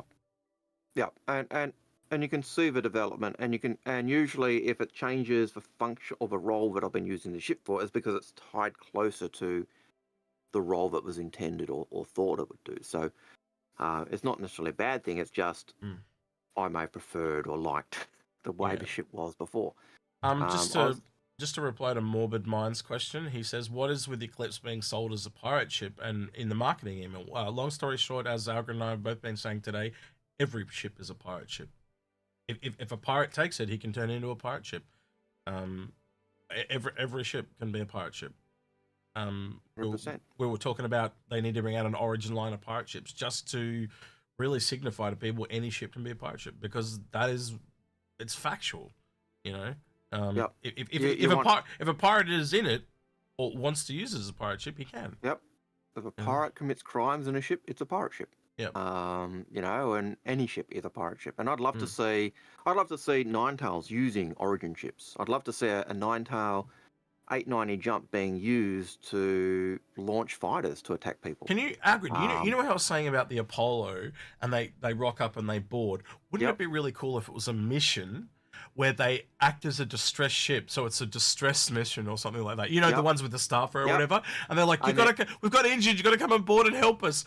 And it's a randomly spawned ship, and they literally just try and storm your ship with as much AI that they can fit on the ship. That would be a brilliant mission. That would be a good ship. And it's just random, and it could literally be random. So it could be, it is legit, and they've got like injured, and you just got to go help them.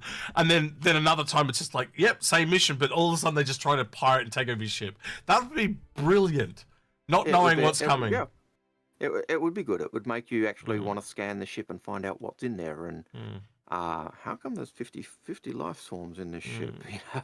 Thank you for the raid, Astro Otter, who's raiding with a party of 10 on Twitch. Thank you for that. Awesome. How was your stream? I appreciate you raiding. All these people that I don't know on Twitch. There are so many new Twitch streamers, which is great to see. But you know, like 5 years ago, Algared, when it felt like there was only like 50 content creators, now it feels like there's 500.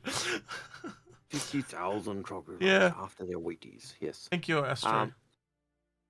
Thanks for joining us and being here. So, All right, next question is from YouTube, and SpaceX says, with ISC confirming that ships can snap to any reasonable size cargo grid, Hull E is now the premier shipping ship for size 1 ships.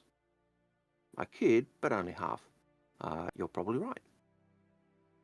Not necessarily, because how many can you fit on a Hull C? Like he did say Hull E. He did specifically say Hull E. Yeah, but that's like if you want to get a whole heap of them on it. But also you got to realize like they stack bigger, and you're losing a lot more stacks on the Hull E than you would.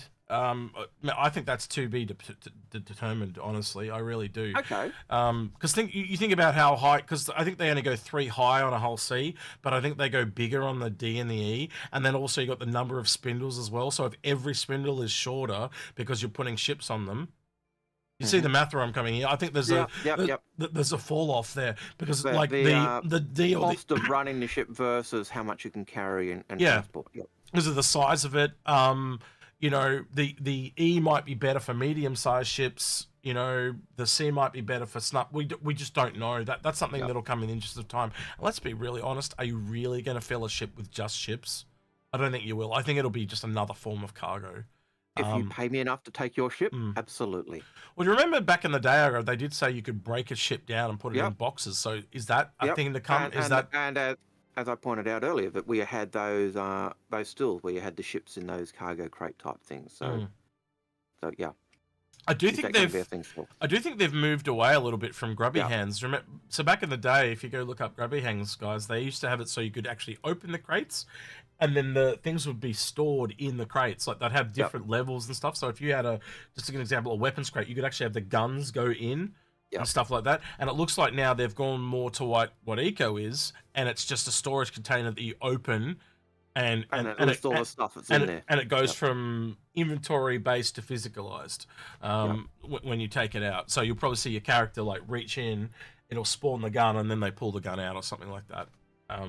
But something of that nature. as Disco says, almost every episode they show something. No, this is what they envisage it's going to be at the moment.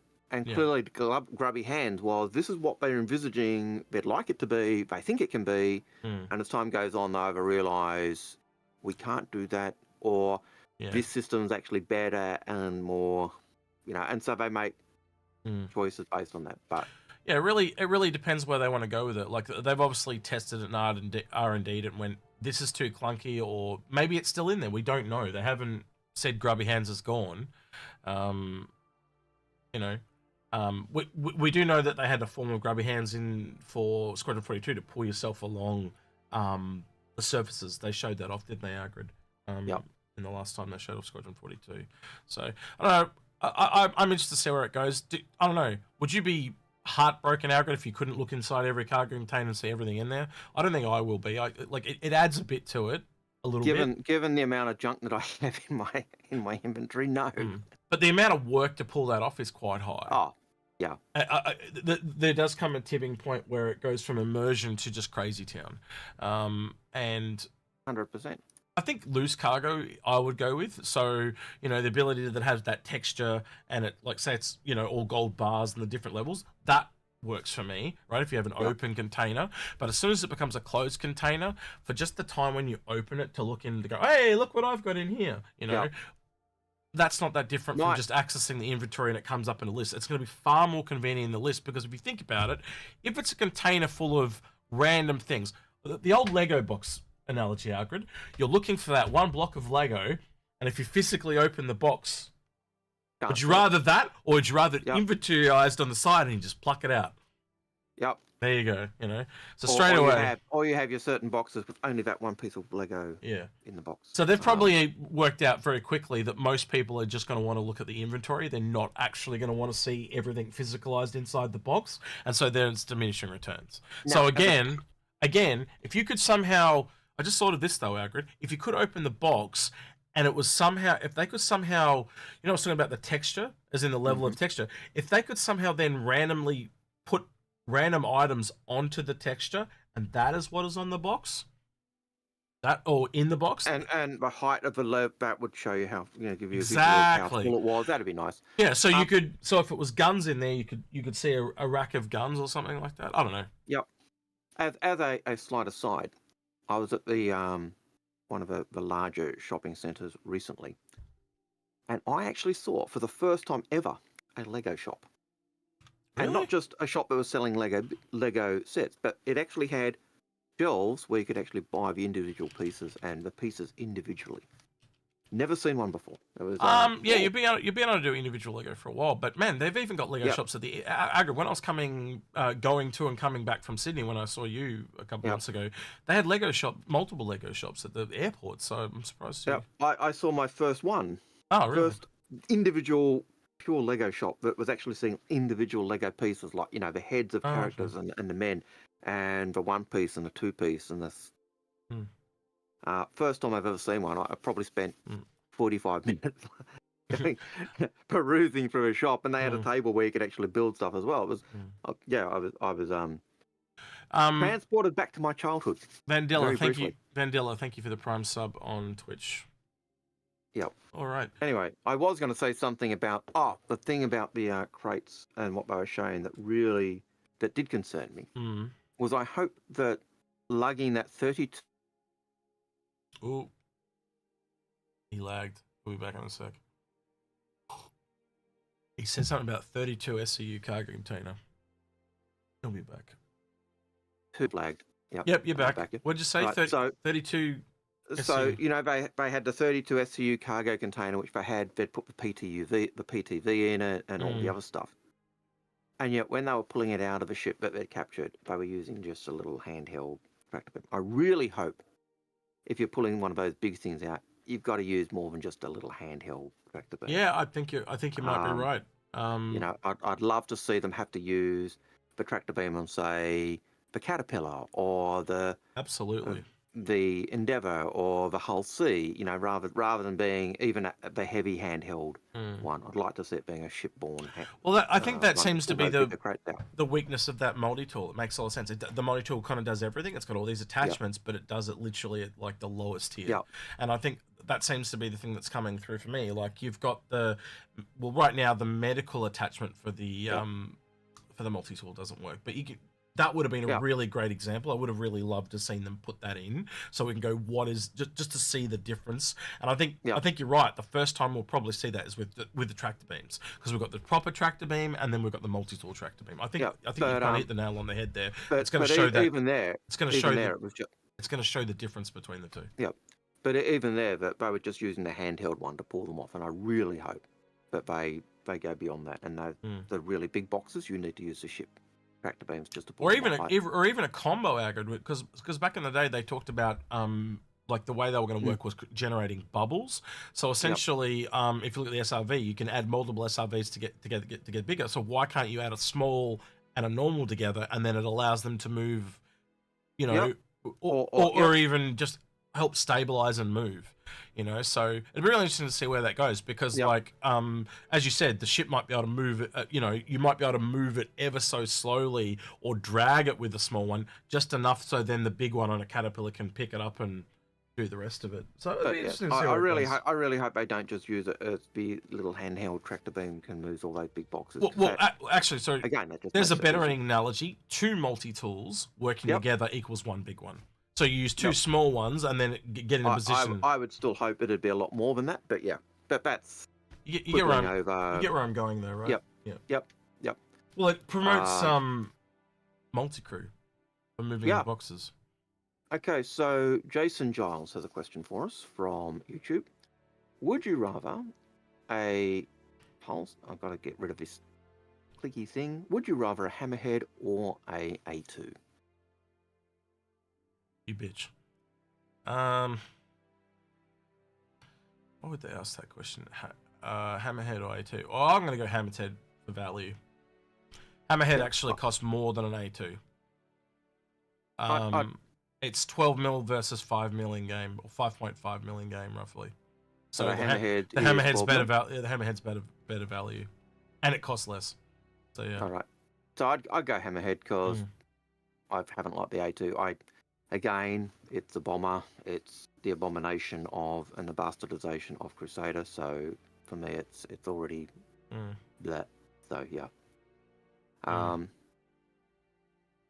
Drop Yogurt. I haven't seen a question from you for ages. Lovely to see you again. And I know you're in chat because I did see your chat messages. So, but Drop Yogurt has a question. Oh, and sorry, Jason Giles, I did have this preferred is set up. Pourquoi no lostos? Pourquoi no lostos? That's for me. Why not both? Why not both? That was the correct answer. So yeah. But I'd go for Hammerhead if I had to make a choice. Drop Yogurt had a question. Their question was, what are the chances of CIG hiring a 48-year-old with minimal computers knowledge just because they absolutely love a game and overall project? Have you met Disco Lando? Yes, very high. And my response is get in line. Yeah. So, yeah. So, yeah. I get that Disco's not that computer savvy in terms of what the computer designers are doing, the game designers are doing, but he got employed. He was just an ordinary, everyday, right place, right time. I think it was streamer. So he was making videos back in the day. You can still see them on YouTube. And they were actually quite funny. He had a Disco Lando doll. Or a Lando doll from Star Wars. That's kind of where the name comes from. And he used to do these. Yeah, they're quite good. He just hasn't done one ever since he started working there. No. So yeah. But they were quite good, and he always used to. I can remember he always used to harangue the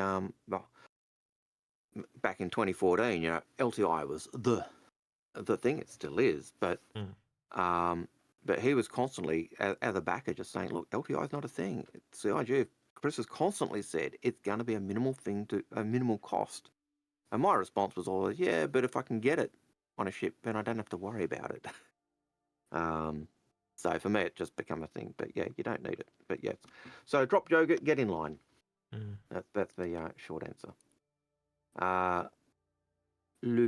Lunamaria at drop yogurt. Some ships have armor stands, but they don't work at the moment. I forgot what ones. Ask which one has. As a question to these guys. I'll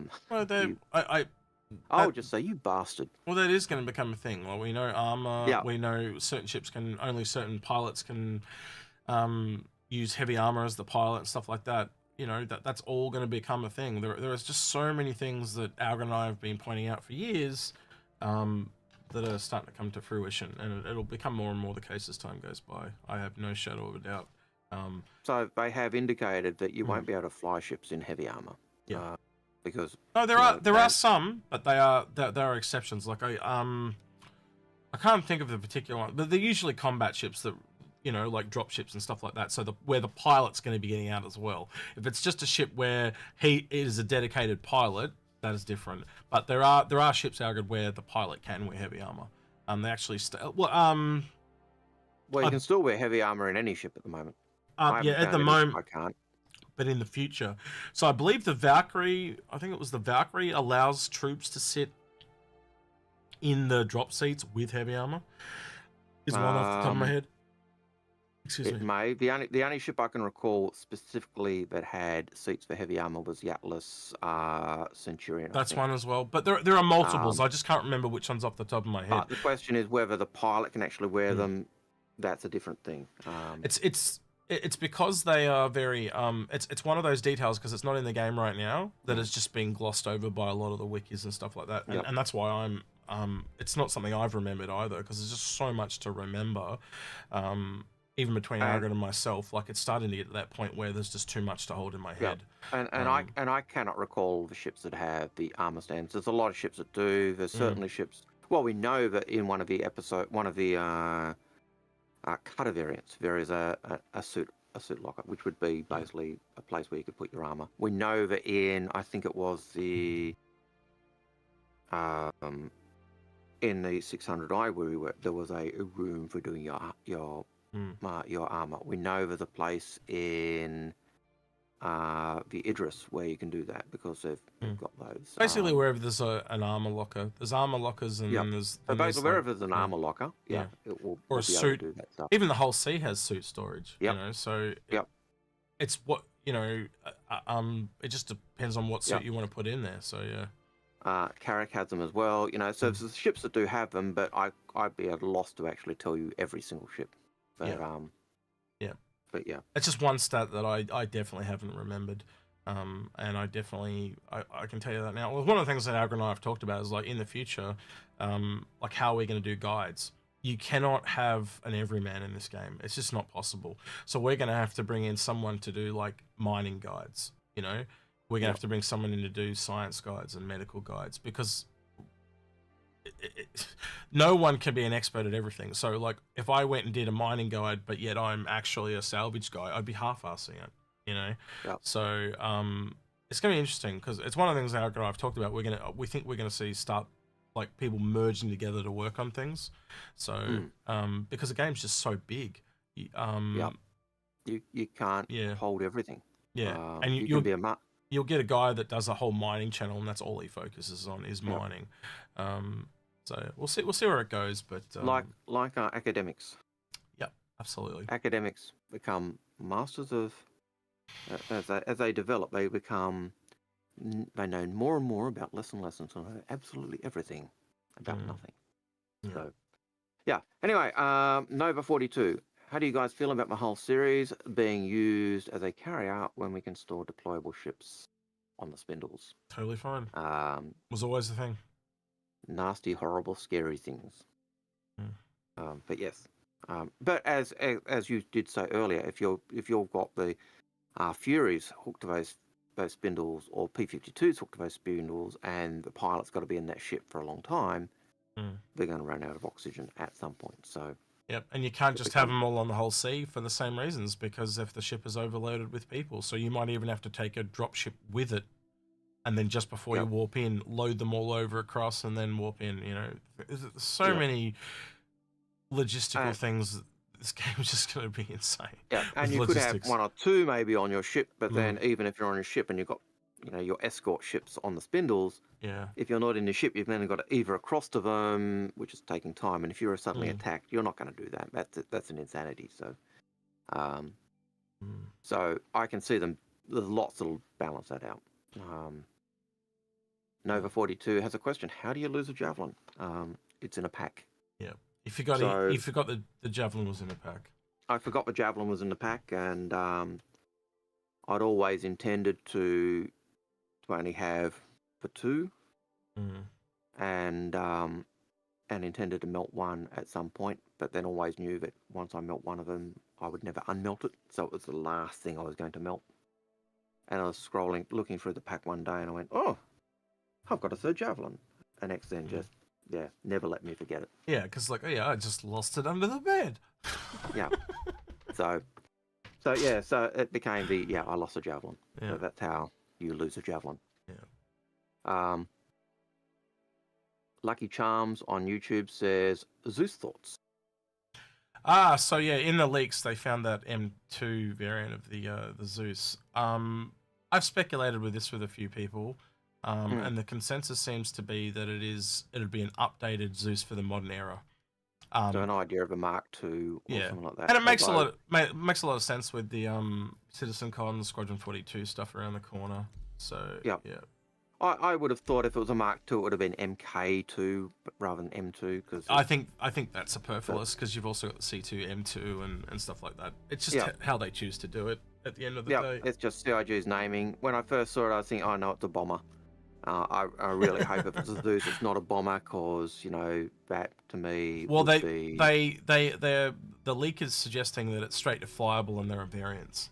So, and I would expect that the Zeus being the first ship, it was basically the first ship that made spaceflight possible for pretty much everyone, rather than just being the astronauts or the really rich. It was closer to the ship that everyone could kind of get. Right. So I'm just going to apologize in advance, because this was actually set up for a Starfield stream, but I'm flicking it over to Star Citizens so we can look at the pirate skins while Algared's talking. So I'm going to be doing some messy shit on the fly, but I apologize. Here we go. Yep. So just make sure the sound's down on it as well, otherwise it becomes too deafening. No. All right, Star Citizens there. I got to turn my camera on, and I got to turn Algared's on too. Hey, there we go. Oh, big head. Yeah, I got to get my. That hurt. Oh shit! Moved the wrong thing. I got to move my head, so I'm a little bigger. There we go. About the same. Okay. So so the Zeus, I really hope it's RSI. It should be an old ship, even if it's a Mark II. It should feel old, because it is like their first ship. We do actually have the look of a ship in game already as a model. I know you've got it. I know I've got it. Yep. But how would you take that kind of NASA style and upgrade it? Do you think it's just a whole, it's just they've thrown it out the window and it's just it's in name only, or do you think they've tried to keep those stylings? Would hope they've kept the stylings. I'd hope they've kind of got back shuttle look, because that's basically what it looked like. It looked like a kind of an updated shuttle. So right, so they have applied the stuff to my account, so we should be able to, other than me having to claim them. So what was it? Was the Aries?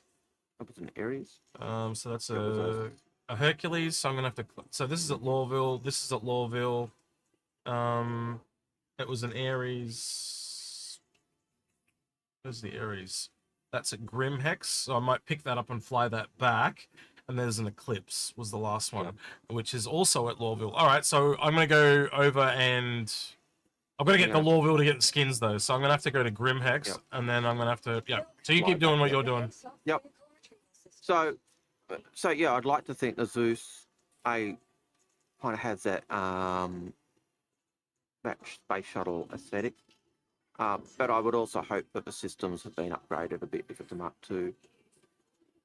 I want it to be an RSI ship. I don't want it to be a bastardized version. I do think that when they sell it, a lot of older backers would probably pick it up just because it's one of those ships that I can remember. Where do you think it's going to land, Algared? Because this is the thing, I've talked with you and I talked with, about 4 or 5 other people, and the consent, even Lemming's in chat, aren't you, Lemming? You're there. Well, Lemming, jump in voice if you want to speak. A medium ship. You got the Spirit, the Cutlass, and you've got the Freelancer.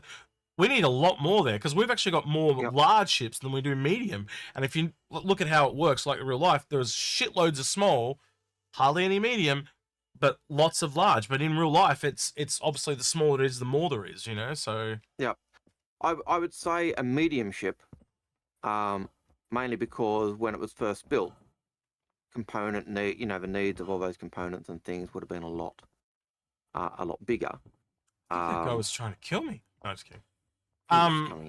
Real quick, by the way, if you want to get one of the rarest forum badges, if you come to Port Alisar before it disappears, before it goes to live, and obviously we now have open PTU, so log into the game now if you can, you will get a special forum badge. It'll probably be one of the rarest ones in the game because everyone's either on the PTU or playing Starfield or doing something else at the moment, and it's pretty quiet. So just log in, fly to Port Alisar. As soon as you land at Port Alisar, that's all you got to do. I'm thinking I need to actually get in my little ship at that Port Alisar and do a fly around to Port Alisar for Memoriam.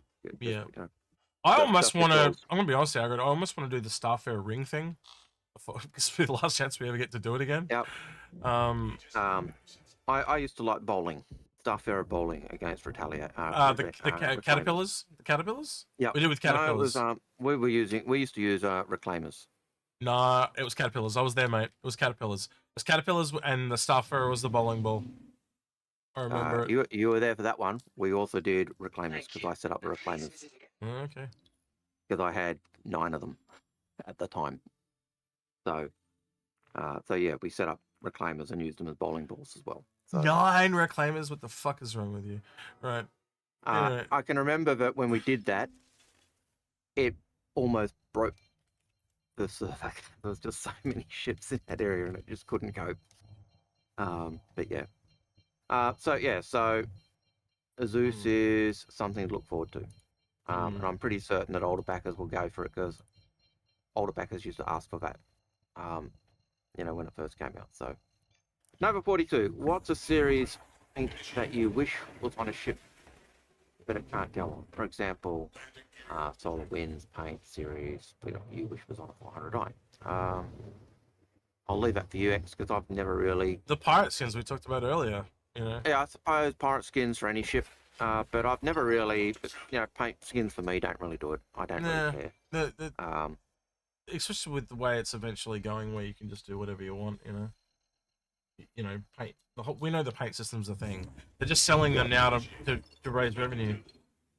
Like I always think that paints would be a microtransaction that you could do in game or outside a game. That those smaller transactions are things that I could see would help fund the game. Certainly, if the game continues as I expect it to be, as being a subscription-free game. So yes, we have subscriptions, but that's not. You don't need a subscription to play the game or get anything. Subscriptions were always the idea of getting it to support the making of the community content, not getting it to unlock aspects of the game. So you don't need subscription. I hope it stays as a game that doesn't need subscriptions. But yeah. Anyway. Yeah, well, there's many ways they can offset that for sure. Yeah. So sorry I can't help you with that one, Nova. I'm more of a ships person. The clothing aspects, yes, that's something I would collect, but ship skins. Unless the ship skin really appeals to me, then I don't. Well, to kind of carry over what I was saying, the Nox, when the Nox came out, it had a silver skin, and people literally said, "What's to stop me from painting my Nox silver?" And Disco Lando replied, "Yeah, you can paint it silver, but you won't get the decals that come with that skin." Yep. So essentially, decals are the exclusive part of it. Yep. It's and a bit like the.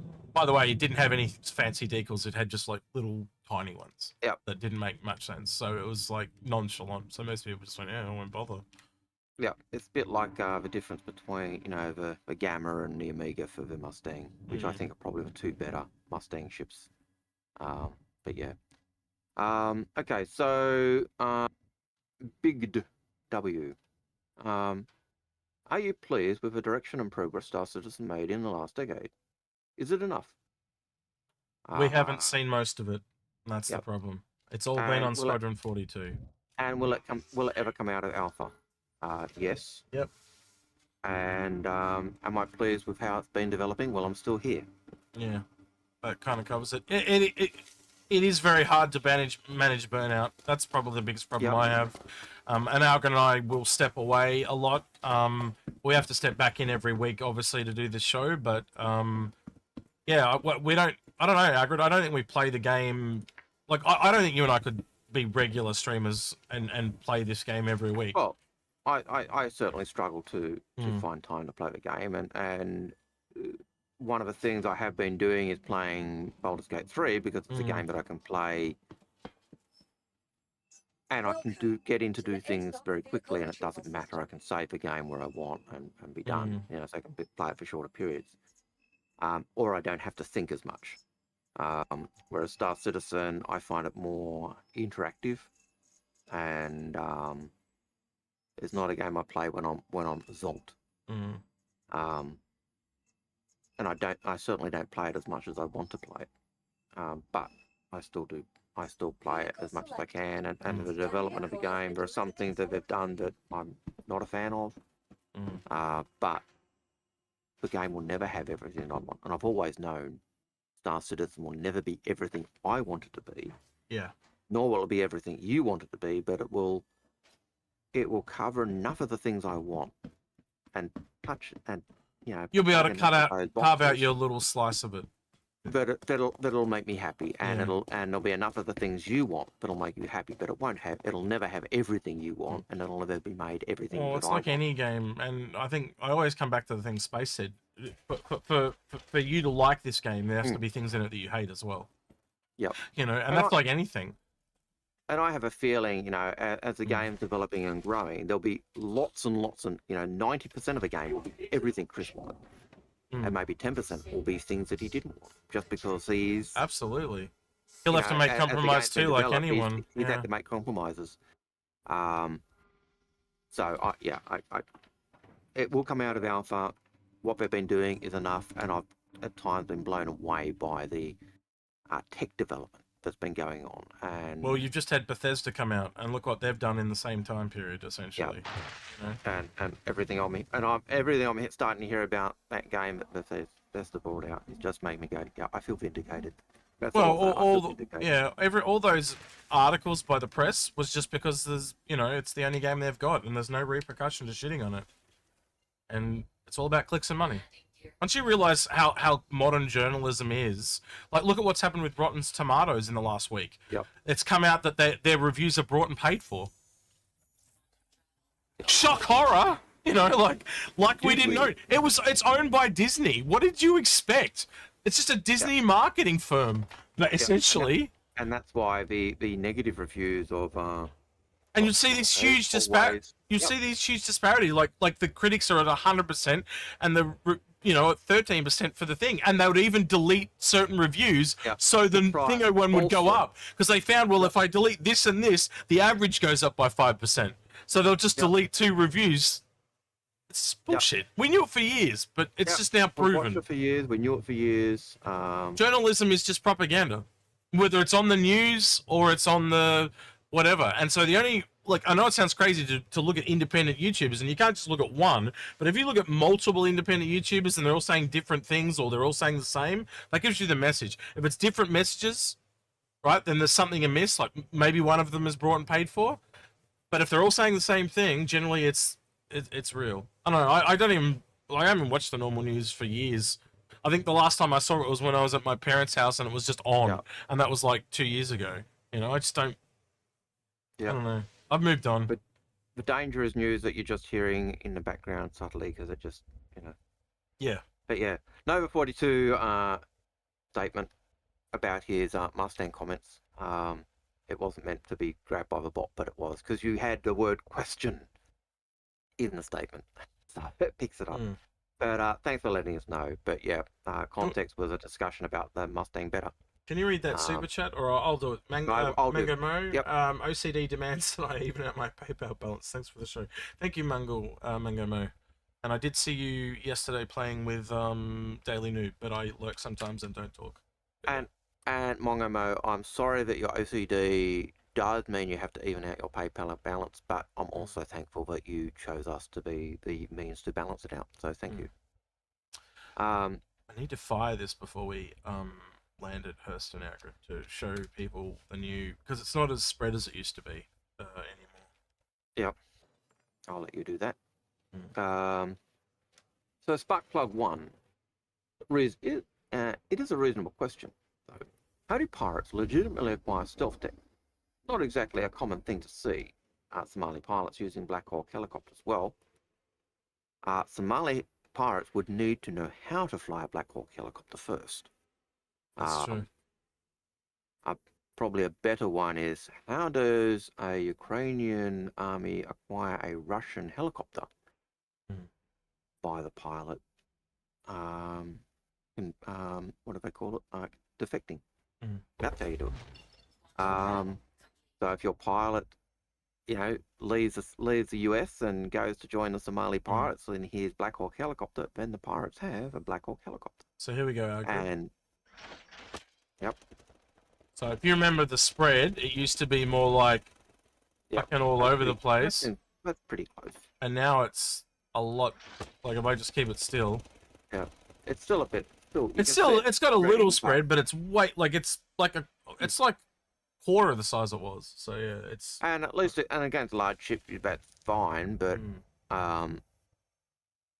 my concern would always be, I would expect that when you fire that, your first shot should absolutely be on target. And if you're doing a sniper shot against a fighter, if that fighter's stupid enough to be in your range and hasn't detected you and you fire at it, it should be toast. Yeah. But again, to me, this is an abomination. Are you talking about the Iron, or are you talking about the Inferno? Because the Iron, I agree with you, but the Inferno is a little different. A little bit. Well, I get what you mean, though. I think both of them are an abomination, but then. Well, mainly for law reasons, though. You've got that law axe to grind. Oh, this is a double. The Inferno or the Aries is a double law reason. A, it's Crusader, which has done this, but then B, it's also, I think if they were going to do it, it should have been a Kruger ship. True. So I got that double law hatred of the but I still don't hate it as much as the Steel.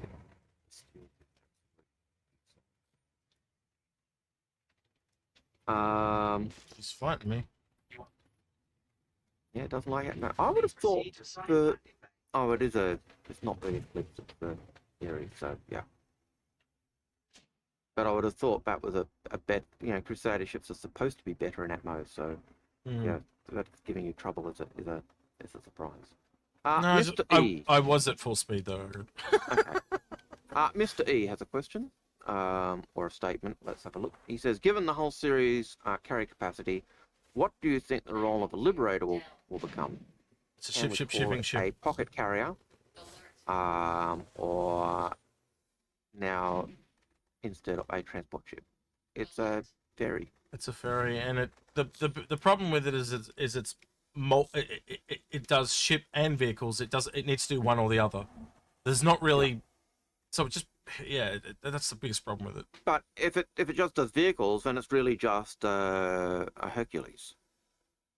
Well, then it would need to do more than the Hercules, because it's got room for 5 things, and it does 3 of one and 2 of the other. That's my point. It's not really a ferry. A Hercules is more of it does troops and vehicles, especially the M2 variant. But anyway. And you can see that if you look at the Liberator, you can tell that the Liberator is not meant to be a carrier. It is not meant to be a troop carrier. Why? Because when you look at the facilities to support crew, it supports the ship crew. It has nothing to support ships are being transported. I've said this before. I do hope we get variants of the Liberator, so we get like just a ship variant that does like 5 ships, and a variant that just does like 5 vehicles. That's what I would like to see, and I think that would fix the problem for me, because then you can pick the one in the middle that does a bit of both, or you could make it like the Avenger, where you can modularly change what you put in it. Yeah, but I still think either way, it is just a ferry, whether it's a ferry or a ferry taking vehicles. And how do you know that? Because there's nothing to support the crew of a ship's being transported. And I can remember them even saying, "Oh yeah, well the crew could just use for you're transporting a Cutlass, and the Cutlass crew can just live in the Cutlass." So yeah, to me it's always a ferry. There's a got to know drink. So, It's the worst thing about the Lawville. There's no drinks when you land. You got to go like all the way into the city to get drinks. Anyway. Yep. Or occasionally you can pick one up on the ground. No, that's just rubbish. Damn. Because if it still had drink, it would have said drink. It would have done. Fat Gus has a question. It'd be great to get temporary contract from an outpost to salvage, scrap, remove marked ships from. Yes, it would be great to be able to do that stuff. When I'm in a lazy mode, if I'm playing Star Citizen and I'm zonked, I will go around picking up rubbish. So those people who keep leaving rubbish around Lawville in the hope of, leave that and see how long it stays, you can often tell if I've been through, because I've probably clicked it up if I'm tired. So, yeah. They don't seem to have applied the paints yet. They said they were going to apply the paints. Pursue Star Citizen. So I might have logged in for nothing. What was the other one? Macro Star on it? So yeah, they have not applied them yet, so I've done all this. For nothing. What was the last one? The Eclipse? Yeah, Eclipse I've already checked. Macro Star that's the Hercules. Yep. I'm pretty sure that none of them are there yet, it won't be there. Yeah, none of them are there. Piffle, Pop, and Poo.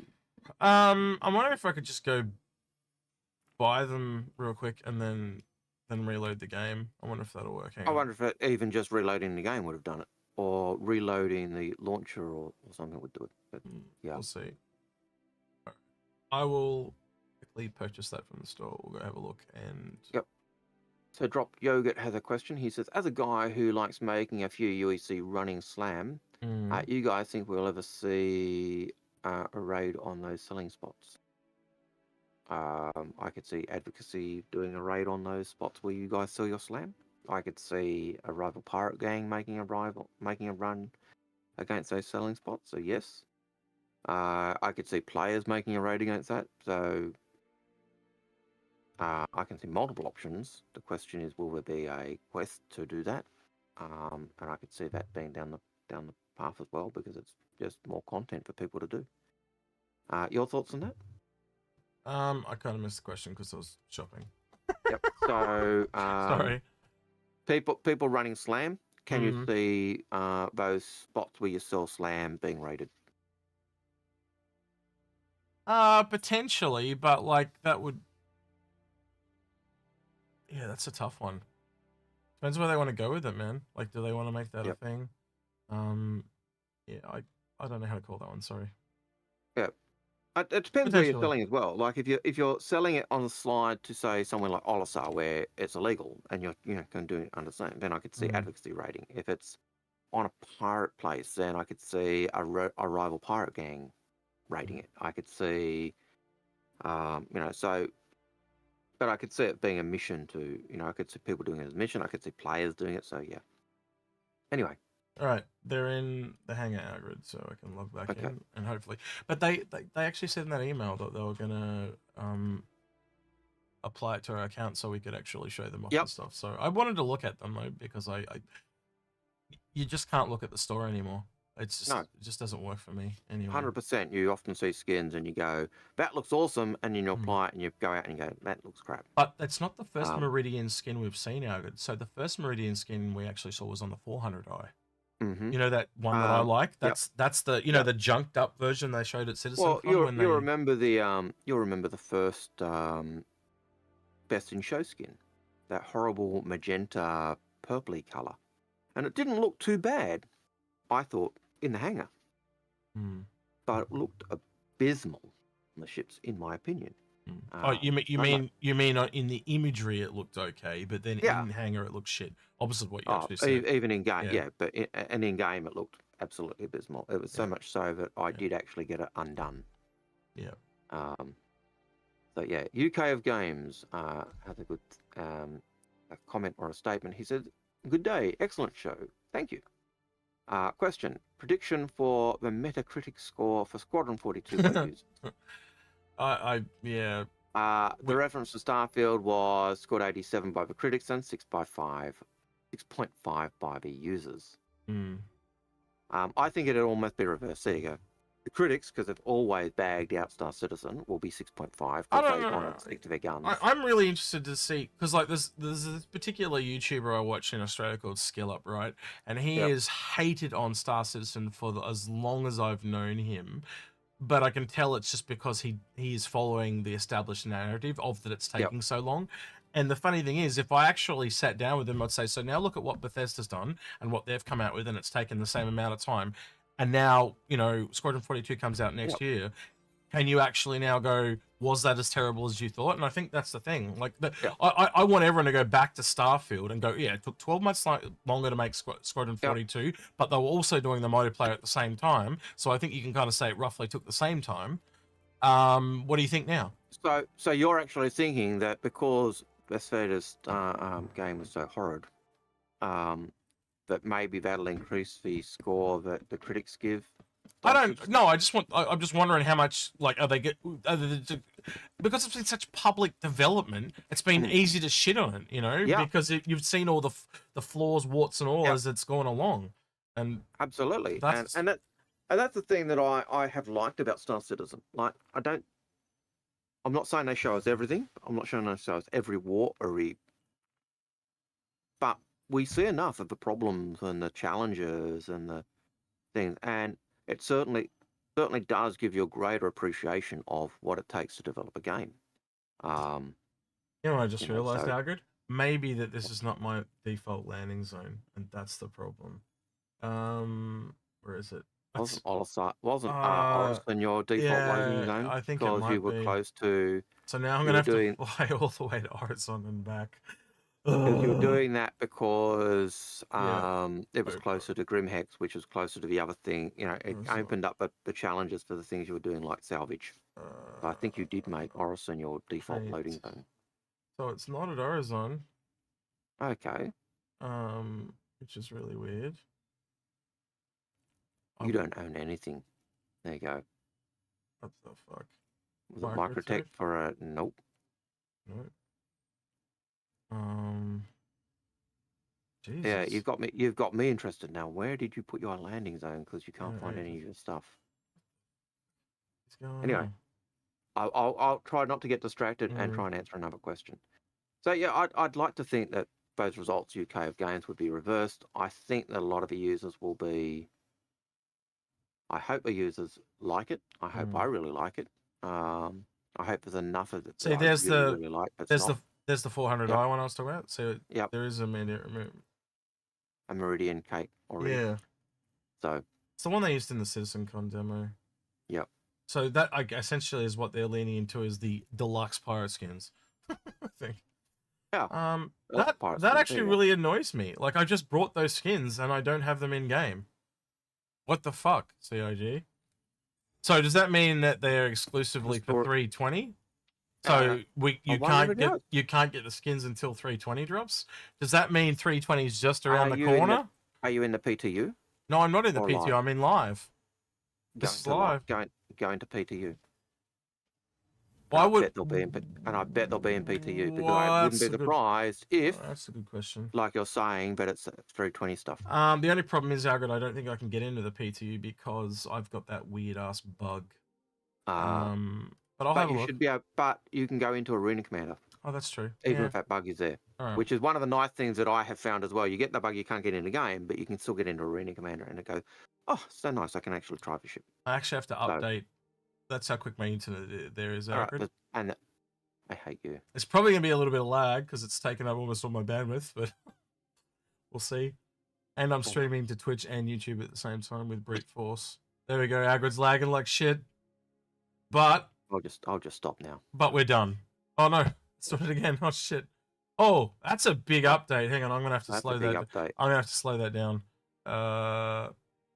Otherwise the stream is gonna lag incredibly. Yeah, otherwise I'll be. Yeah, we already are. It's a 1.5 gigabyte update, so it's quite large. But all right, so it's already quarter done. We're 8:30. Yep. I'm gonna say time to turn off our bot. Roger. Give you another 10 minutes to turn off the bot because. All right, you give me 10 minutes then, and then we'll. 10 minutes if you've got any questions for us, and then we'll try to answer them because it is not 8:30 and we're not wanting to do 4-hour streams anymore. A, because my back will not cope.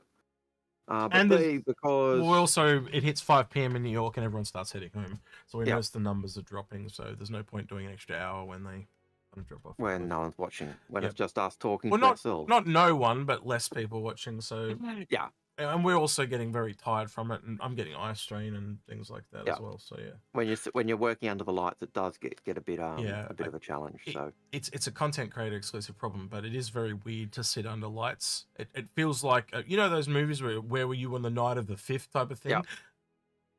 Yeah, that's why they do it, because it stresses people out and they get tired quicker, and so therefore they talk more. It's exactly the same thing. We get tired sitting under the same lights. So hence we talk more. God help you. All right, 3/4 done. Yeah. Lemming, I just noticed you're still in chat. You're actually in chat now. Lemming, did you want to speak about the Zeus real quick? Like your thoughts on it? Just give another perspective, because we always like more perspectives since you're here. Did you want to say anything, Matt? Yes, no. He's okay. Nothing. He could be working.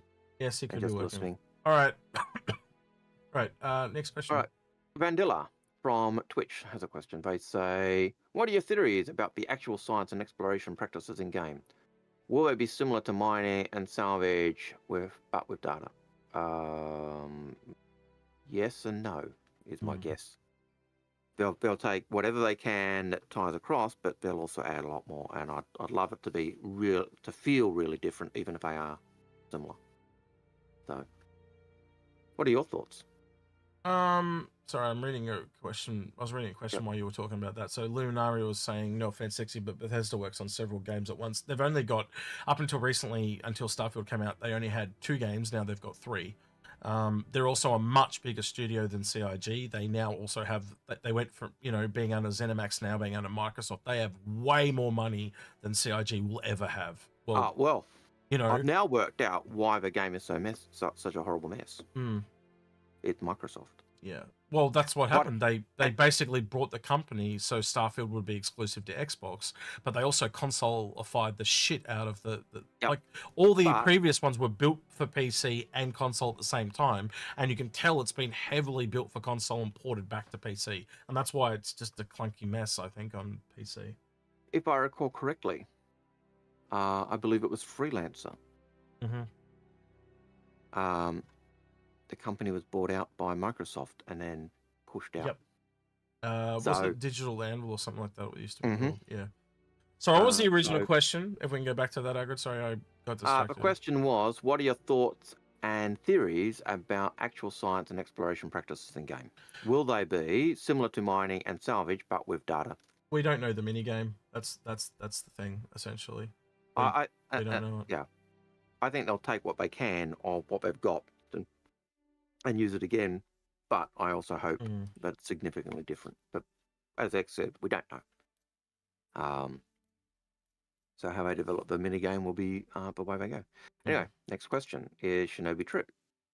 Lovely to see you here, Shinobi Trip. I hope you're still around in chat, because we've finally reached your question.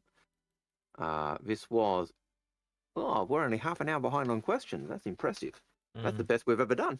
I think so. So Shinobi Trip's question was regarding personal armor and sitting in chairs. We have suit lockers, but is there anywhere to hang a backpack?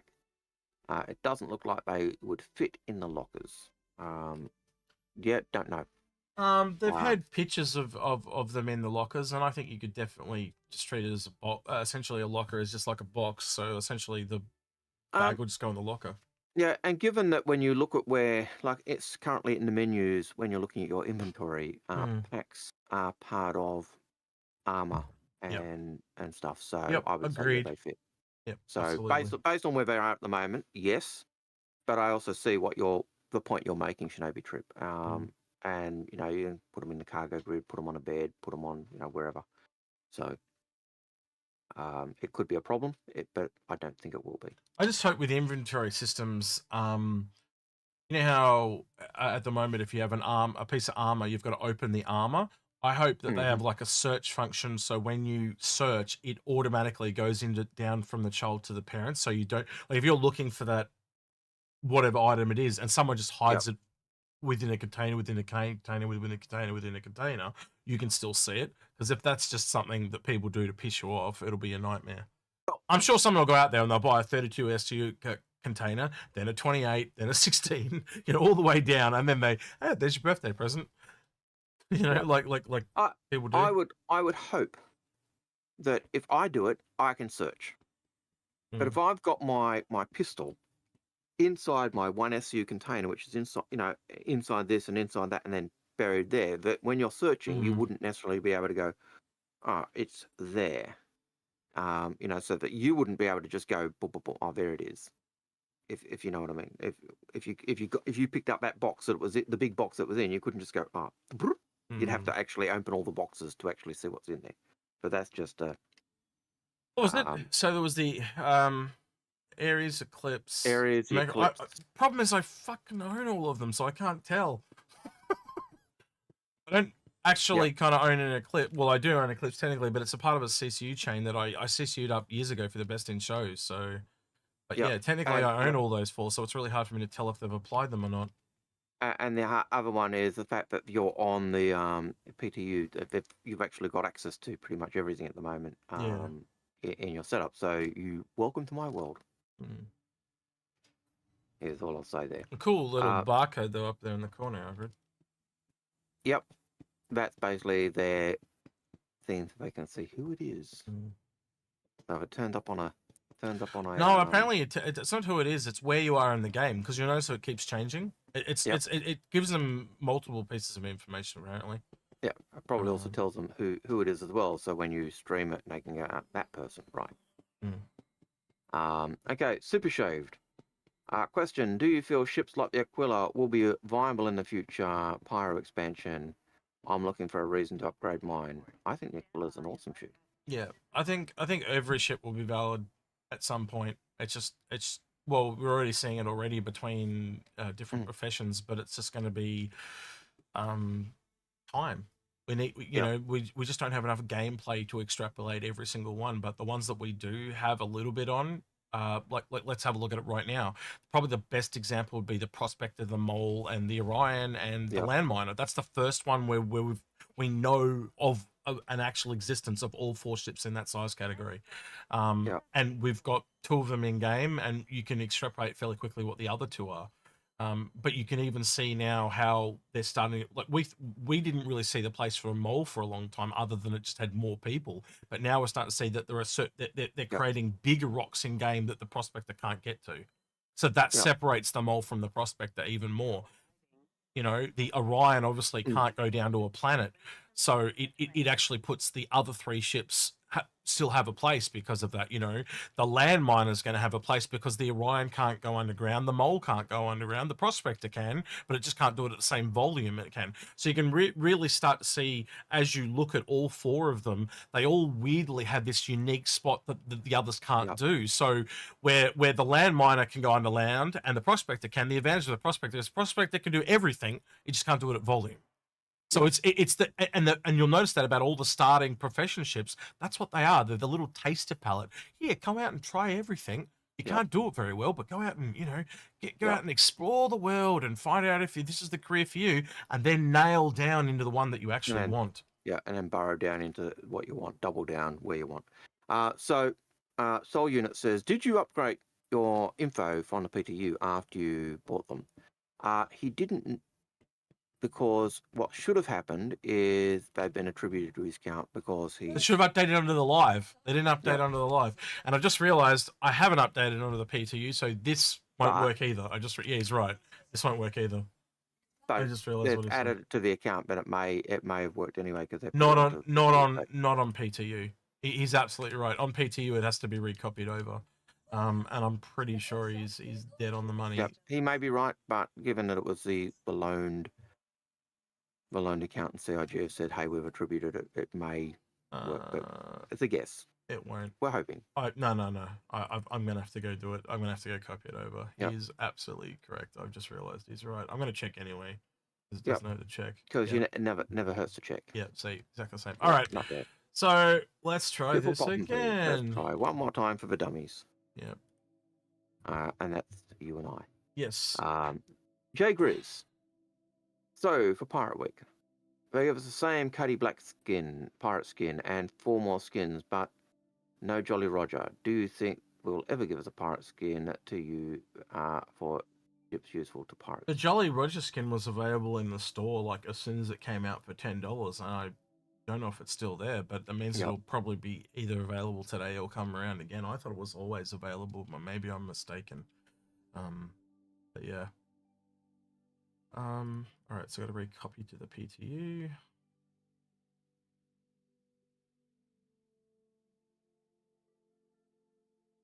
Okay. So need a specific skin for pirates because your goal is to approach ships unseen or unknown. If you've got your pirate skin saying, "Hey, I'm a pirate," and the second I see it, I'm out of there. I'm not hanging around. You know, the pirate flag, the Jolly Rogers and things were to put fear and trepidation into people, so they surrendered without a fight because you don't want to fight. You don't want to damage your ship.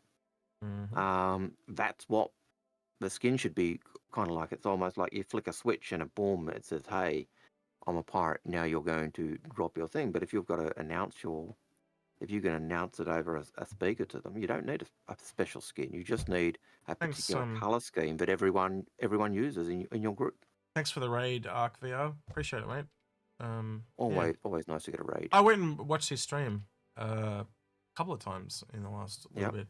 He does all this VR stuff, but he does it really, really well. So I don't know how he's done it, but he's copied the model of from Star Citizen, and he actually has that as you know, you get those people that have a computer animated person, like they're a VR representation, but it's the SC models. So he's done it really, really well.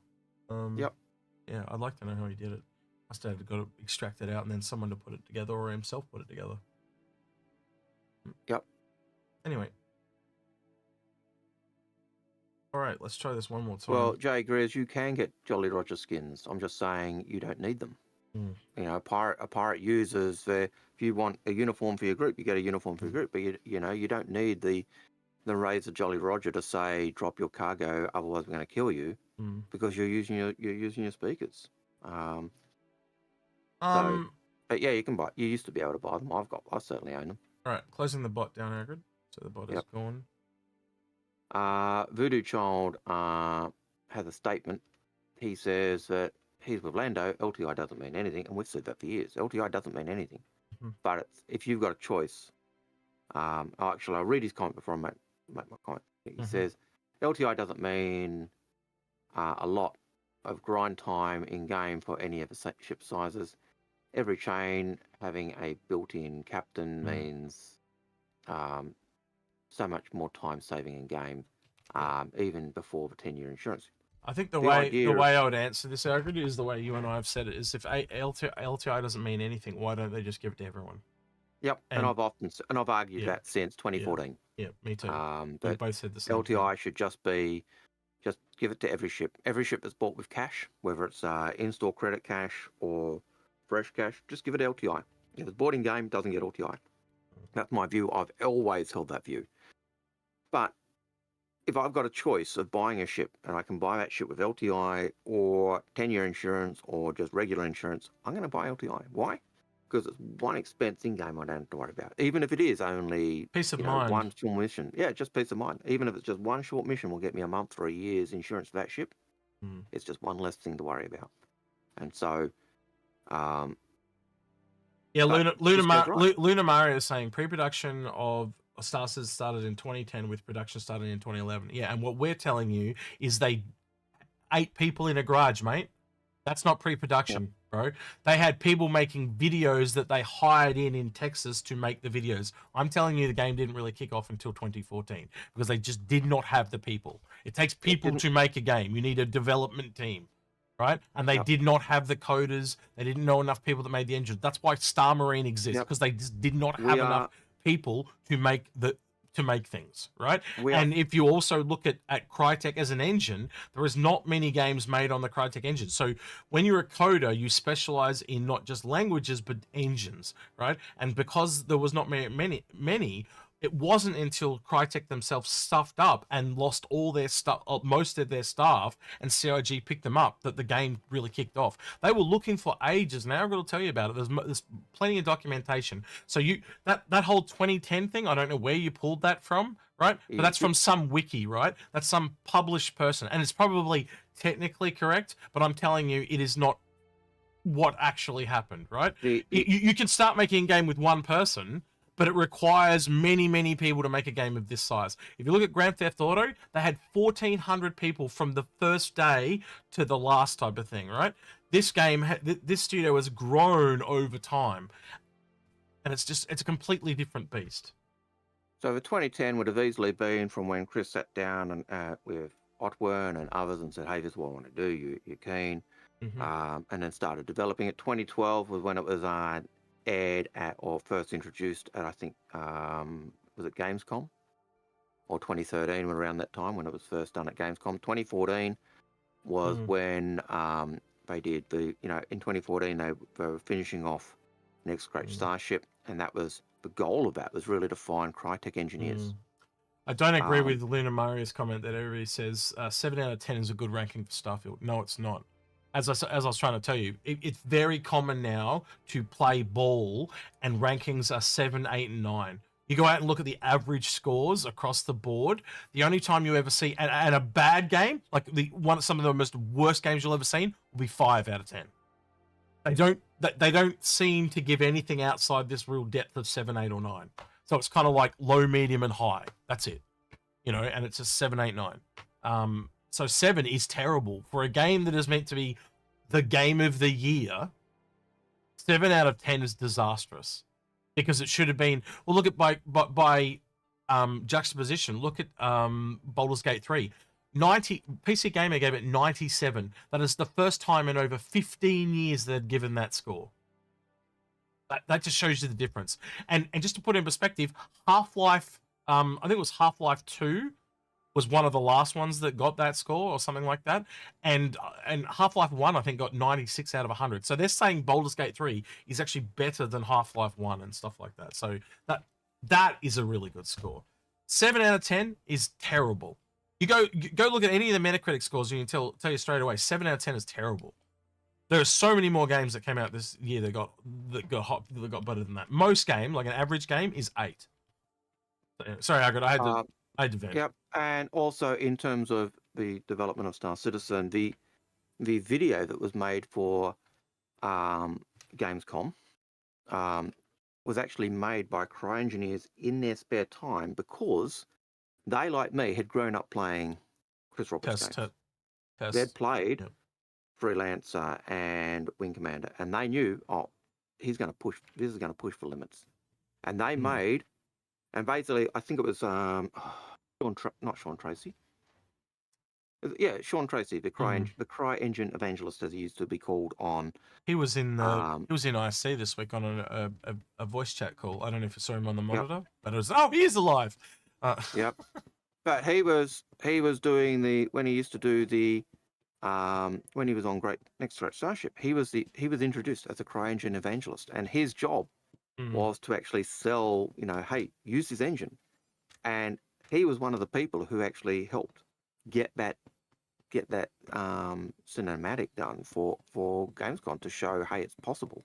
and sell CryEngine as the engine to use for Star Citizen. So yes, blame Sean. And so, but yeah, development did not really start in earnest. And by that same argument that it started when Chris started working on it, then in that case, then Starfield actually was longer to develop because they were talking about it 25, 30 years ago. Yeah, well, that's for marketing. They go, yeah, game Yeah. 25 years in the making. Well, then that's a lot longer. But then they also say development can kick off to 2014. So which is it? Take your pick. You can't have both. But certainly the main kickoff for this development of Star Citizen in earnest was when CryEngineers came over, when Brian Chambers and the crew with Sean came over, and B, when Aaron and his team joined the development. Oh, that was like 2012 though. That was a lot earlier. But you are right. Those two things are when development started in earnest. But yeah, CIG the big one was Frankfurt. Yeah. Yep. But you know that was really the big change. Those two things. And it's different too when you start with 8 people in a garage and then you move out to, you know, what is it, 7 or 8 studios now in 5 or 6 different countries. I don't know, I've lost count at this point, right? Yep. That's so different from having a pre-established studio with a publisher and multiple games and like this one game with 5. That's insane. One game, 5 studios. It just tells you how big it is. Crazy. Yeah. I think I've misspoken. I have been saying CryEngine, Crytek. Sorry, yes, when they came over from Crytek, but they were using CryEngine. Yep. But yeah, so give him everything. Everything they do is made in tears. Yeah. Like, Sebastian has a question. Again from YouTube. Would I ever be able to combine ships like I can? Like, can I dock my Mole to my Vulture and fly both at the same time? No. You can dock, but if they've got docking collars, but you doubt you'll be able to fly them. Yeah. Possibly move very slowly in regular space. Yeah. It depends where they go with that. I would say you can't even move at all, personally. I reckon it would spell disaster and damage the docking ports, quite honestly. Hey, Algared, it worked. Woohoo! You'd absolutely smash your you'd damage your ship because you're just being held by this little docking collar. Just look at the problems we have with one of the reasons why refueling doesn't work that well at the moment is because when you're docked, certainly in atmosphere, the ship that's docked actually gets impacted by the atmosphere and drops, and so you actually damage your nozzle. And yeah, so refueling has issues because of that problem. So docking, and that's effectively docking on a small collar. So or effectively using docking tech. So no, I can't see it happening. I think it would break the game. I think it'd be immersion breaking. I think it'll end up damaging it eventually, as I said. Yep. Yeah, I think if you could, it would damage the damage of things. If you want to move your Vulture, then grab your ship with tractor beams or grab your tug ship and tug it off that way. But no, I don't think you're going to be able to fly both at the same time.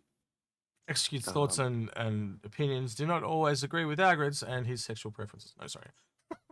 Well, he said tug off. Sorry, I'm being dirty. Right. I think I'm almost ready to go. I think I'm almost ready to go here, Algared. Just need to store this one, and then I can apply the 3 skins, and then we can go. Look, is there a preference to which one you would like to see first, mate? I don't care. Don't care? Okay. I've been doing all this for nothing? Okay, good. Thanks, Tello. Oh, I don't care which one I should do first. Oh, you just want to see them all. Right. Yep. It's definitely a lot. So that's the silver Cerberus-y type of one. It's definitely a lot. Dark. It's a darker. It's got a lot more black on it. So can I be honest? It actually looks like they've started that as the base and then just put greebles over the top. And then dark and given a darker, it's almost like it's been blackwashed. Like the white's been blackwashed is what it looks like on that. Yeah, that is easily my favorite Aries skin though. Oh, that's nice. Yeah, that looks nice. Yeah, very nice. Mercury Star Runner. I know we're only going by a little bit here. So that's the Night Runner. Just as comparison. Definitely got a Millennium definitely got a Millennium Falcon vibe. No, they got more than really just the gold. It's also got silver panels on it. Oh, But, yeah. but we'll go have a look at them all, and let's have a look. So Yep. how about we just go? We'll go up in size. So we'll start with the Aries, and then we'll go up. Yep. Because that way you'll see which hangar changes. Yep. Yes. Captain Tiki says, how often do they let you buy snub fighters? I've been watching, watching to grab some race ships for a while now. You can buy the P-52 all the time, I think.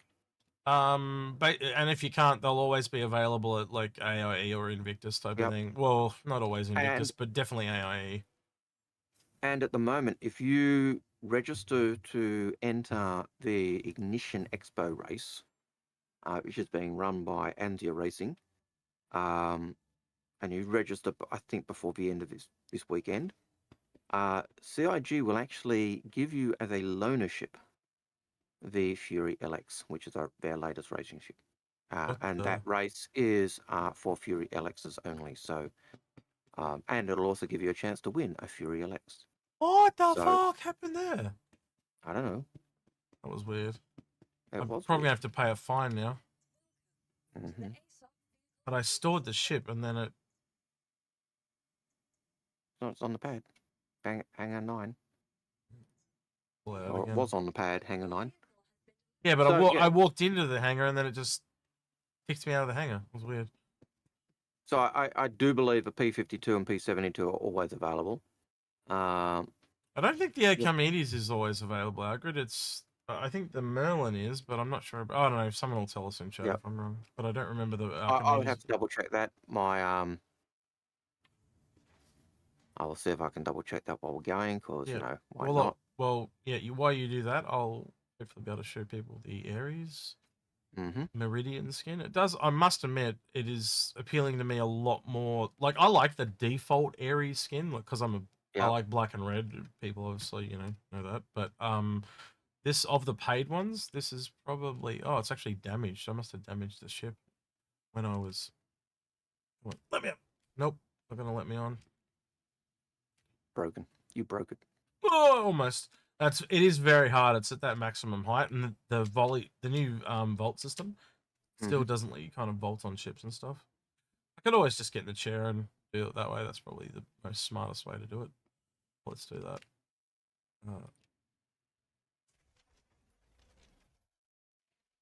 I do eventually look forward to the day when we can also kind of paint the insides of ships too. I think that'll be a thing. Looking forward to that.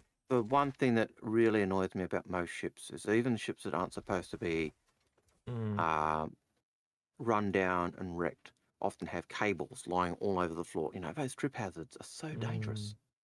So it does have red accents on it still. It does have a few. Yeah, so you got ones around the engines. Some of it is just lights from the hangar, but you got little ones there on each of those little nacelle things. So it's still got some little red hints to it, which I like, which also does kind of point slightly to the, I don't know if that's because of the Inferno or because of the pirate thing, but it appeals to your aesthetic, doesn't it? It does appeal to my aesthetic. I like that very much. I don't own an Aries.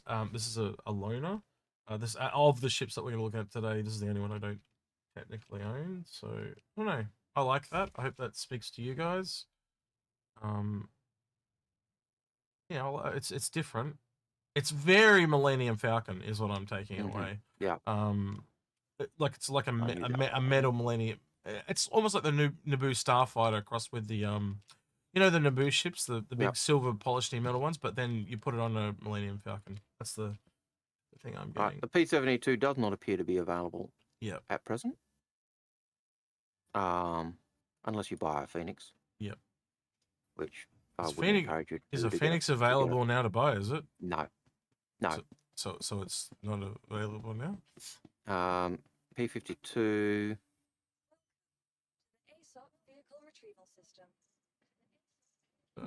So we'll store that. Next one up would be the Eclipse. This is the one I think that'll be fairly popular as skins go, because this ship does not get a lot of skins. I think it's only the 4th skin in total that it's got. I could be wrong. I might be slightly off on that number, but the others have not been crash hot. They've been like snow skins and stuff because it was, yeah. There you go. I stand corrected. P52 doesn't appear to be available either. Oh, jeez. There you go. I am surprised. What about the Fury being taken out? Well, Fury LX is the racing variant. Yeah, but I know, but I mean, has the Furies been taken out?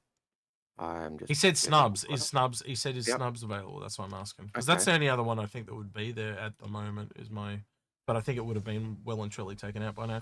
And I am liking this. Mirai, isn't it? I am liking this Algared a lot. Now I don't like. I currently own an Eclipse, but it's not going to be an Eclipse when it's done. But I actually like that a lot. Doesn't look like they are available. Now I could just be looking at the page wrong, but I don't see buying options. So I don't know, chat. What do you guys think of this Eclipse skin? I really like it. It's got this kind of futuristic stealth bomber thing really going for it now. Like just all the angles and lines of the stealth just really work. I don't know why. It does make them stand out. But you'll notice, Algared, the little red aesthetics have gone. So I think they were just for the Inferno. Or is it just me? Can you see anything red? Because I can't see anything red. Other than my apart from your visor. Yeah, my person. Yeah. But yeah, I like that. It's almost a matte metallic. It is almost that look. Yeah. That, isn't it? Well, that's because of the Meridian. Yeah, but yeah, absolutely. Matte metallic's a good way to put it. Matte metallic works. Matte metallic silver. Yeah, I like that. That's a good way to look at it. But yeah, it's a nice looking skin. Where the hell is the door? So while I'm here, remember we were talking about, look, so there's the drone repair bay. You've got over here your hospital medical bay. This is where your cargo. That's where your cargo lift is. No, there's actually two cargos, by the way. There's heavy cargo, personnel where AI will spawn in to help you load and stuff. And then we've also found in some of the bigger cargo bays there's a light cargo bay and stuff like that. So then you got your fueling area. Yeah. So there are multiple. And then up high, you've got even container areas as well, like doors. Well, that's your refueling and refuel. See the thing. So everything. If you start to look around the hangars, you'll see it. So over there, you've got 2 and 3 as storagey type areas that are open for some. I think these are the drones, Algared. I think these are the big lift the big containers. That's why it's 1, 2, and 3, and they'll open and the drones will come out. But as like this says heavy cargo, but there are also light cargos where the lift literally comes up and the lift is literally right next to it. And then there's ones like this where the heavy cargo is for vehicles and stuff like that. So it really depends on side of the pad as to what you'll have and absolutely. But yeah. All right. So I don't think you can buy snubs at the moment. I think the MPUV might be available. That's about the only one I could think of. And again, I'd have to check because I haven't looked to buy them for a while. I don't think that's available either. But I could be wrong. But if they're not, IAE is around the corner. Yeah. And they're usually available at IAE. So. And as you said, the Fury LX looking very much like it's going to be available at CitizenCon. So that'll probably be well, they have said it is for 320. So that is what the yeah, but 320 has got 1.2, and I guarantee you AIE is going to be .2. So So the hull and the LX are 320, and the fact that the Fury LX is is available and is being put in and being a loaner for Ignition Expo, which is on the 28th of the month. Says it is in game. It is ready to go in game. There's no, it's not ready yet, or we're, or there's bugs. It's ready to go. And so, at the Ignition Expo, you can go to, if you go to cruxcop.com, you can get a link to the Discord. I believe in our last video there was a link to the site as well. They moved the hangar on me. Good, tricked me. Hangar 3. So yeah, so if you're interested in a snub ship and you want to try out the Fury LX, there is always Ignition Expo in a couple of weeks' time. Super Shaved. Will the Odyssey be viable once Carrack has modularity in it? Yes. Oh, for fuck's... Different ship, different class. Sorry, say that again. I missed the question. Will the Odyssey be viable once Carrack has modularity in its corner? Yeah, so once the modularity of it comes out, will it It's be the viable? same question as before. Like, how viable will every ship be? Yeah, every ship will be viable for different roles and different reasons. Yep. I suppose that there was a question. The question about should I get rid of my? Should I? I'm looking for an excuse to upgrade my Aquila. If you don't like your Aquila, upgrade it. Absolutely. If you're looking for an excuse to upgrade it, then upgrade it because you clearly don't like the ship. Yeah, and go. You can also, if you're really in exploration and you just don't like, and you got to remember, there's the Aquila now, and what the Aquila will finally like. A lot of the older ships that people don't like especially with the Constellation series, is like the struts and all that shit. We hear that over and over. Oh, now it's at Hangar 7. They will come back and gold pass and change them all. So just got to be a bit patient. But by the same token, yeah, as Algared said, upgrade it, turn it into a Carrack if you're really in exploration. If you're saying, oh man, I don't like the Aquila, is it worth keeping? I'm looking for an excuse to upgrade it. That says you don't like it. Upgrade it. Get if you don't like the ship, get rid of it. I keep. And you don't even have to go into Explorer. You can go into something else too if you're not in exploration. We're just 100%. Yeah. But yeah, so there are ships I've got, but I think, man, I should upgrade, and then my OCD kicks in, and I don't. But yeah. Anyway, Super Shaved. We've answered that one. That was the Odyssey one. The Glass Sword. What's a good CCU ship to jump? What's a good CCU ship to jump to VC2? That's on Warbond at the moment. I don't think there's anything on Warbond at the moment. No, there is. There was the two that we looked at earlier. Hang on, I'll go back to it. Hold on. So whatever's cheaper than the C2. I gotta go to this one, and then I gotta go to this one. I think the Eclipse was one, wasn't it? Hang on. It's just easier to look than guess. I'm pretty much there. Hold on. It will be ship upgrades. Here we go. Hey, the skin's there for. Look, there was an Avenger pirate skin and a Cutlass pirate skin. Did you see that? We'll go back. I didn't, because I was actually on the ship upgrades page. It's okay. So he said M2, yeah, is what he said, or C2. Yeah, C2. Yeah, there's the C2. So we will take this one, and then you scroll down to the bottom, and you can see the closest jumps. I know they're all 350. So for me, it really would come down to what ones you have. So obvious ones here are basically like the Endeavor being older and the Crucible. But it's how you personally build your chains. I've got ones for Endeavor and I've got ones for the Hull C. But we also know the Hull C is about to go up in price. So you then kind of like, how much is it going to go up in price? And then you might actually lose this value. And that's the trick to it. How you're trying to predict what the Hull C is going to go to. And chances are, I think it's going to go past the Hull C. But since he specifically asked for have Warbond up to the Eclipse at the moment. Yeah. I'd just go one of the Crucible and the Endeavor. They're probably the furthest away from being upgraded at any point. So I'd probably say the Endeavor would be the safer bet. And for Warbond at the moment, the only two Warbond CCUs available are the Eclipse and the Hercules C2. So all right, Algared, what's your thoughts on this? Just a quick break. Okay. It's very Millennium Falcon to me. I've always thought. I do like it. I think it is, especially when you put the sensor dish up. I think it's I can't put that up right now, but it is it's very Millennium Falcon, and it actually rivals the Night Runner skin for me now. Actually, to be honest with you, I really do like these skins, Algared. They are some of the nicest ones they've done in a while. I do like the fact, one of the things, as you pointed out, it again, picking up that idea of a wash where it's just filled in all the crevices and showing you all the panels, and all the little greebles and stuff that they've done. It really it highlights all those little things. But it's also a step above the one for the 400i. So if I had a 400i, I could put it on and show you. But the 400i one is literally just that silver greebles all over. Where this is silver and black and a bit of grey. It's got more work behind it. Meridian upgraded. Yeah.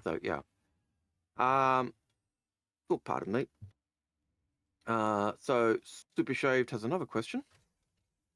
thank you guys for taking my questions anytime. That's not a question, it was a statement, but we take anyone's questions, and if we get time, we answer them to the best of our ability. But our views and opinions are never not necessarily in line with CIG's, nor would I guarantee that CIG will do them. Absolutely. Nor do our answers necessarily agree with each other.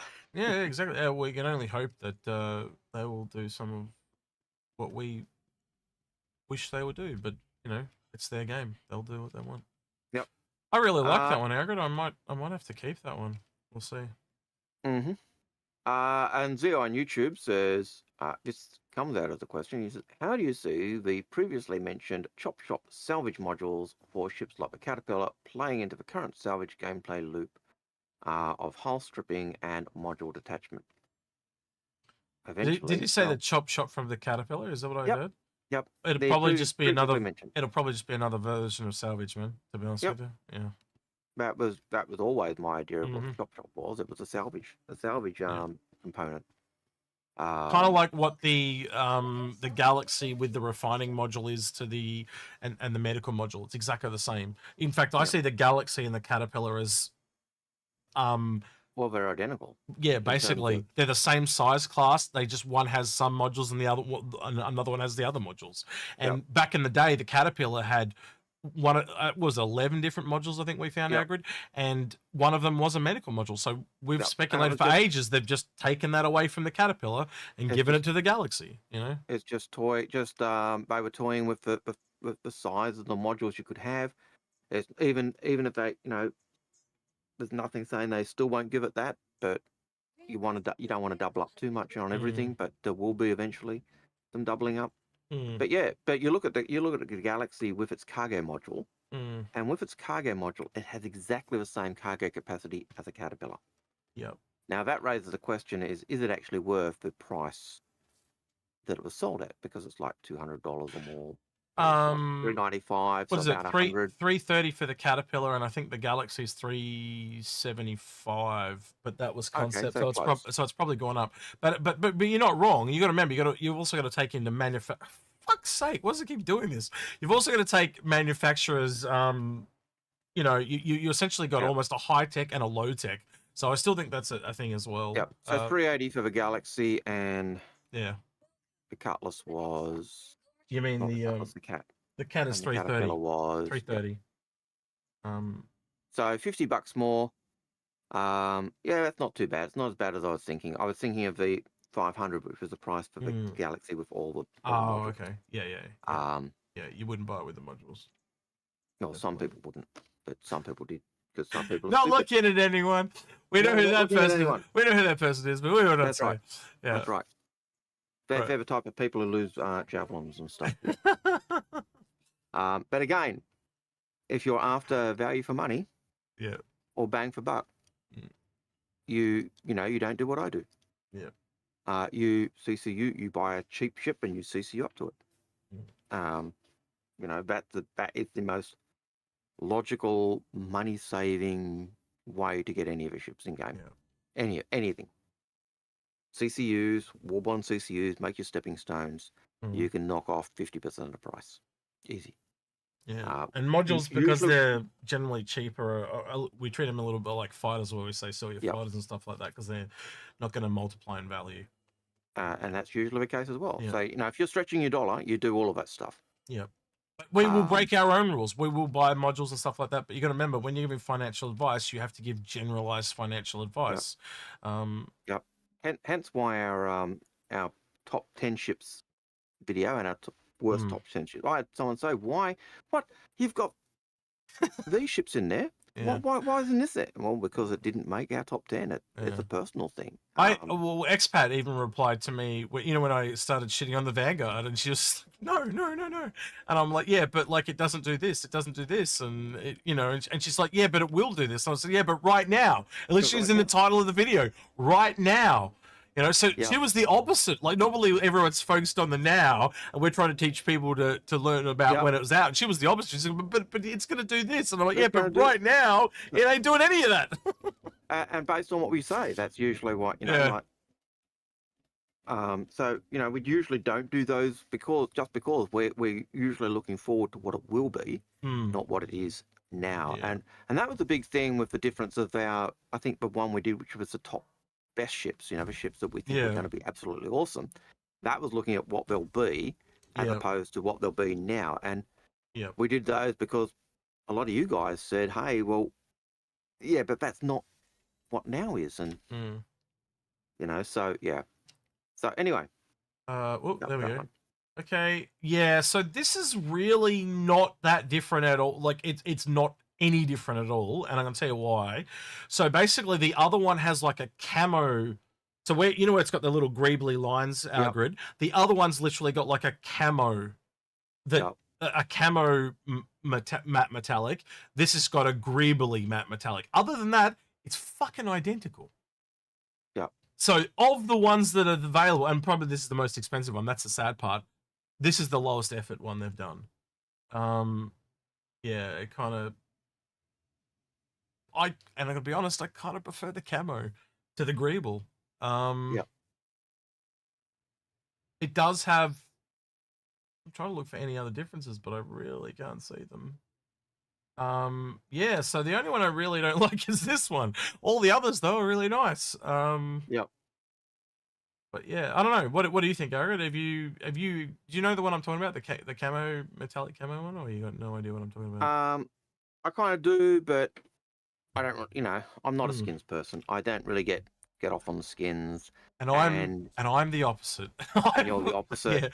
Yeah. So Algared collects ships. I have this really weird vanity thing in me where I get I don't have to get every skin, but any that I like I have to get. So like when I've played games like League of Legends and things like that, I spend way too much money on skins and stuff like that. It's just I always looked at it like you spent heaps on skins for or a lot more on skins for Shadow Hunt.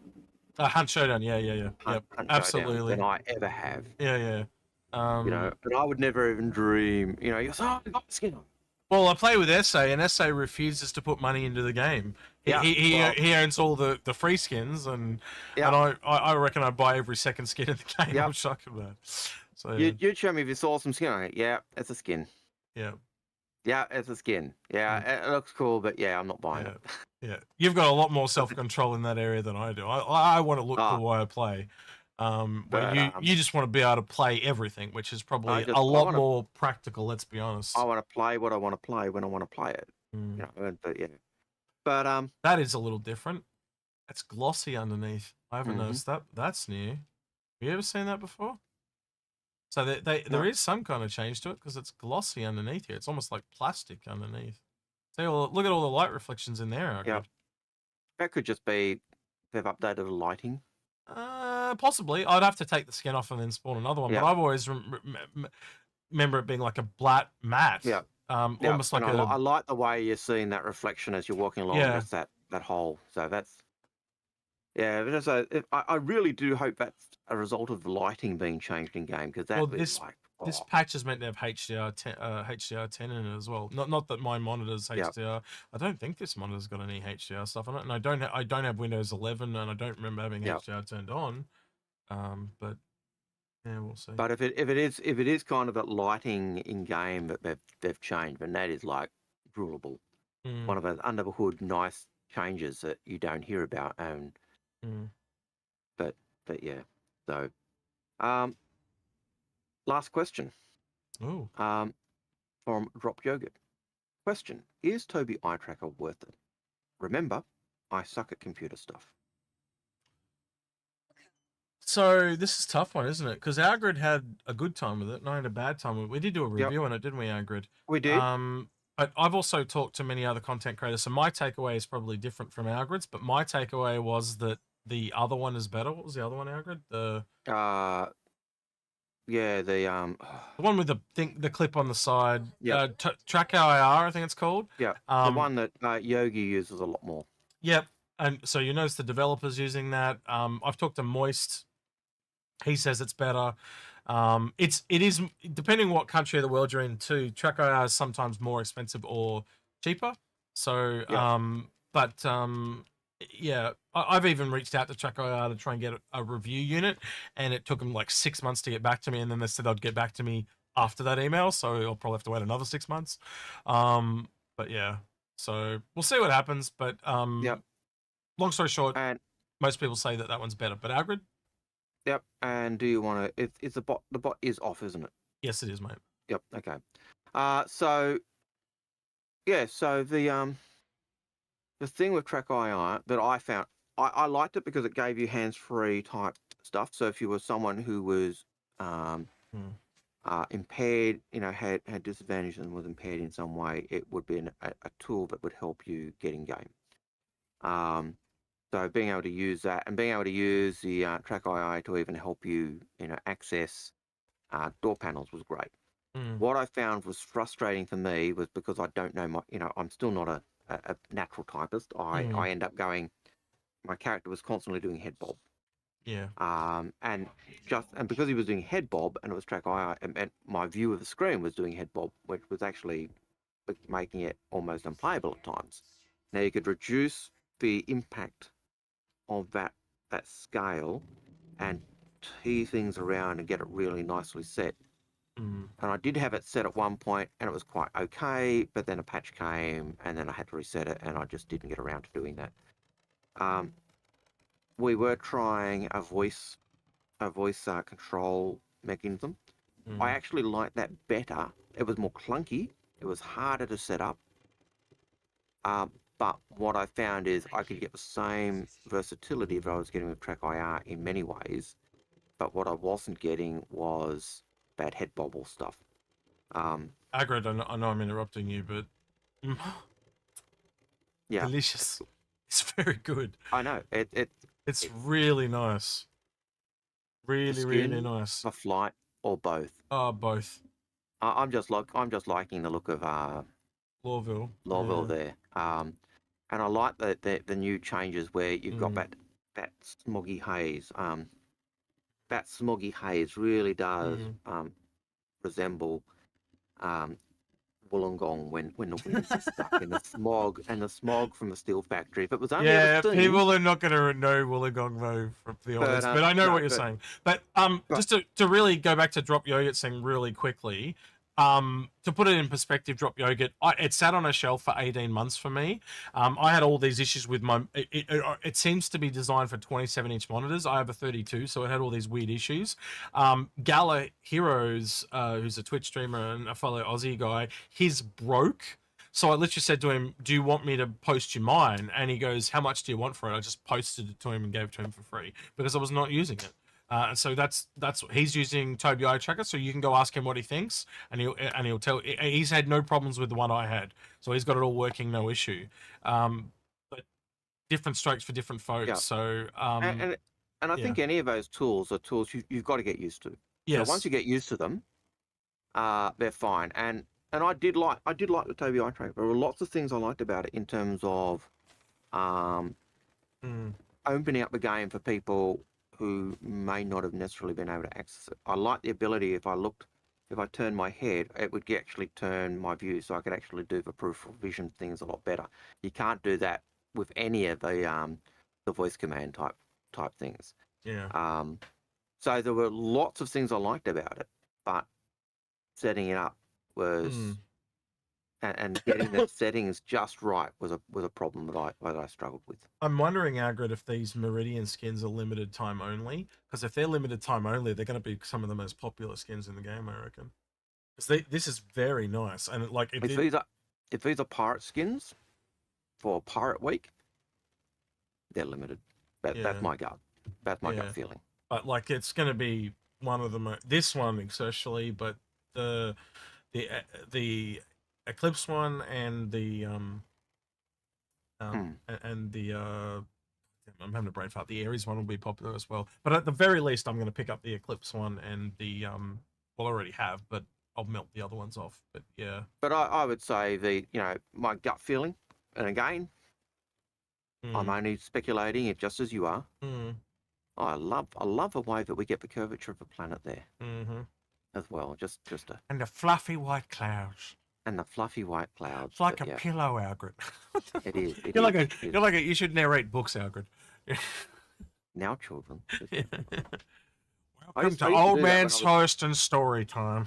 I used to do that when I worked in the bookshop. I'd sit down on a Friday afternoon when it was dead quiet and pull out a science textbook or something like that. And now, yeah, but that was anyway. Eons But yeah, ago. so I do like the look of Lawville at the moment with that smog. So the reference to Wollongong in Australia is a steel city.